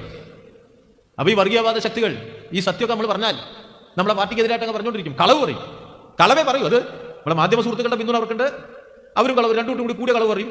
കൂട്ടത്തിൽ ഈ കളവിന്റെ അളവ് വർദ്ധിപ്പിക്കും. ഇപ്പൊ ഇവിടെ ഞാൻ EMS വർഗീയവാദിയാണ്. ഈ കേരളത്തിൽ ഒരാൾക്ക് പറയാൻ പാടില്ലാത്ത ഒരു വാക്കുണ്ടെങ്കിൽ EMS നേരെ ആ പ്രയോഗം നടക്കുക. പിന്നോ EMS ഏറ്റവും വലിയ മുസ്ലിം വിരുദ്ധരാണ്. ചന്ദ്രയിൽ 4 ദിവസത്തെ ലേഖന ലീഗ് സെക്കുലറിസ്റ്റുകൾ, ലീഗ് ഭയങ്കര സെക്കുലർ പാർട്ടി എഴുതിയിരിക്കും EMS-നെതിരായിട്ട് 4 ദിവസം തുടർച്ചയായിട്ട്. കേരളം കണ്ട വലിയ വർഗീയവാദി EMS നമ്പൂതിരിപ്പാട്. വല്ല ചരിത്രബോധമുണ്ടോ? ചരിത്രം എന്നൊരു സാധനം ഈ മനുഷ്യ സമൂഹത്തിന്റെ മുന്നിൽ നീണ്ടു നിവർന്ന് കിടക്കുന്നുണ്ട്. അതിലൊരു അക്ഷരം വായിച്ചു പഠിക്കണം. അക്ഷര വിരോധികളാവരുത്. 921 കുറിച്ച് ആഹ്വാനവും താക്കീതും എഴുതിയ EMS നമ്പൂതിരിപ്പാടിനെ കുറിച്ച് എന്തെങ്കിലും വിവരം വേണ്ടി ഇവർക്ക്? എന്തെങ്കിലും വിവരം? എന്തായിരുന്നു ഈ മതന്യൂനപക്ഷത്തിന്റെ ഏറനാടൻ അവസ്ഥ? ബ്രിട്ടീഷ് സാമ്രാജ്യത്വം അവന്റെ ബൂട്ടിന്റെ അടിയിലിട്ട് ഞെരിച്ച് തോക്കിന്റെ പാത്തി കൊണ്ട് അടിച്ച് നാട് കടത്തിയും കൊലപ്പെടുത്തിയും കീഴ്പ്പെടുത്തിയും ഉണ്ടാക്കിയ കിരാതത്വത്തിന്റെ മുന്നിൽ ഒരിറ്റ് കണ്ണീര് കാരുണ്യം നൽകാൻ കഴിയാതെ പോയ കോൺഗ്രസിനെ കുറിച്ചാണ് ഇവിടുത്തെ മതന്യൂനപക്ഷം ആലോചിച്ചു പോയിരുന്നത്. അവര് വഞ്ചിച്ചു പോയെടുത്തുനിന്നാണ് നമ്മുടെ സമൂഹത്തിൽ സാമുദായിക മതബോധത്തിലേക്ക് മനുഷ്യൻ മാറുന്നത്. ആ കാലത്ത് മനുഷ്യത്വത്തെ ഉയർത്തിപ്പിടിച്ചുകൊണ്ട് കേരളത്തിൽ ഉയർന്ന ആദ്യത്തെ ശബ്ദം EMS നമ്പൂതിരിപ്പാടിൻ്റെതായിരുന്നു എന്ന് ചരിത്രം അടയാളപ്പെടുത്തിയിട്ടുണ്ട്. ലീഗേര് വായിച്ചാൽ പോകുന്നത് EMS നമ്പൂതിരിപ്പാടിന്റെ ചരിത്രത്തെയും പശ്ചാത്തലത്തെയും അദ്ദേഹത്തിന്റെ ദൈക്ഷണികതയും വായിക്കാൻ ലീഗേര് ഇറങ്ങി നടക്കുവോ? ഇറങ്ങി തിരിച്ചില്ലേ? ഇവിടെ നമ്മൾ കണ്ടില്ലേ? ഏത് പാർട്ടിയത്? പിന്നെ അവിടുന്ന് കണ്ട എല്ലാവരും വർഗീയവാദികൾ നമ്മളെ പാർട്ടിയിൽ. അച്ഛൻ നായനാര് ലീഗ് അടിച്ച് കാച്ചിരിക്കുക. എവിടെ എത്തി? ഇവിടെ ഈ നമ്മുടെ നാട്ടിലെ 57 EMS-ന്റെ ഗവൺമെന്റ് വന്നതിന് ശേഷമല്ലേ എത്ര നിയമങ്ങളാണ് നിയമപുസ്തകത്തിൽ മാറ്റിയത്? മുസ്ലിമിനെ കവർച്ചക്കാരായി ചിത്രീകരിച്ച കൂട്ടപ്പെട്ട നിയമങ്ങളുണ്ട് ഇവിടെ. ആരാ മാറ്റിയ? പള്ളി ഇഷ്ടംപോലെ പണിയുള്ള സ്വാതന്ത്ര്യം ആരും കൊടുത്തേ? മലപ്പുറം നേർച്ചൊന്ന് നടത്തി കിട്ടുക എന്ന മുസ്ലിമിന്റെ ഏറ്റവും വലിയ അഭിമാന ബോധത്തിന്റെ ആ നേർച്ച നടത്താൻ ആരാ അനുവാദം കൊടുത്ത്? EMS അല്ലേ? EMS-നെ പിന്നെ ബാക്കിയുള്ളവരെ വിളിക്കുന്നത് നമ്മൾ അത്ഭുതപ്പെടുന്ന കാര്യം കേട്ടോ. ഈ വിളിയാ അധികാരം നഷ്ടപ്പെട്ടാൽ പ്രതിപക്ഷത്തിരിക്കണം. ഒരു സംശയമില്ല, കുറച്ചധിക കാലം കൂടി ഇരിക്കേണ്ടി വരും എന്ന് മനസ്സിലാക്കിക്കൊള്ളും. ഇതാണ് ഇവിടെ നടക്കുന്നത്. നല്ല ജാഗ്രത വേണം. തൊഴിലാളി വർഗ രാഷ്ട്രീയം ഉയർത്തിപ്പിടിക്കണം. ന്യൂനപക്ഷ ജനസമുദായങ്ങൾ മുസ്ലിം ആയാലും ക്രിസ്ത്യാനി ആയാലും അവരെല്ലാം കൂടുതൽ ഇടതുപക്ഷത്തോടടുത്തതിന്റെ ഉദാഹരണങ്ങളാണ് സമകാല കേരള ചരിത്രം. അതുകൊണ്ട് തന്നെയാണ് പിണറായി വിജയൻ ഗവൺമെന്റ് ഈ നാട്ടിൽ അധികാരത്തിലിരിക്കുന്നു. ഞങ്ങൾക്കറിയാലോ, എല്ലാ ഭാഗത്തേക്കൊന്നും ഞാൻ പോണില്ല. ഓരോന്ന് എണ്ണി പറഞ്ഞാൽ നമ്മുടെ നാടിന് വന്ന ഒരു മാറ്റമുണ്ട്. ആ മാറ്റം തിരിച്ചറിയണം. കമ്മ്യൂണിസ്റ്റുകാരെ എതിർക്കാൻ ധാരാളം കളവ് പറയാറുണ്ട്. അതിന്റെ അളവ് വർദ്ധിപ്പിച്ചോളൂ. പക്ഷേ സ്വയം അപഹാസ്യരാവാതിരിക്കാനുള്ള ഒരു ജാഗ്രത ഉണ്ടാവുന്നത് നല്ലതാണ് എന്ന് ഞാൻ അവരെ ഓർമ്മിപ്പിക്കുക.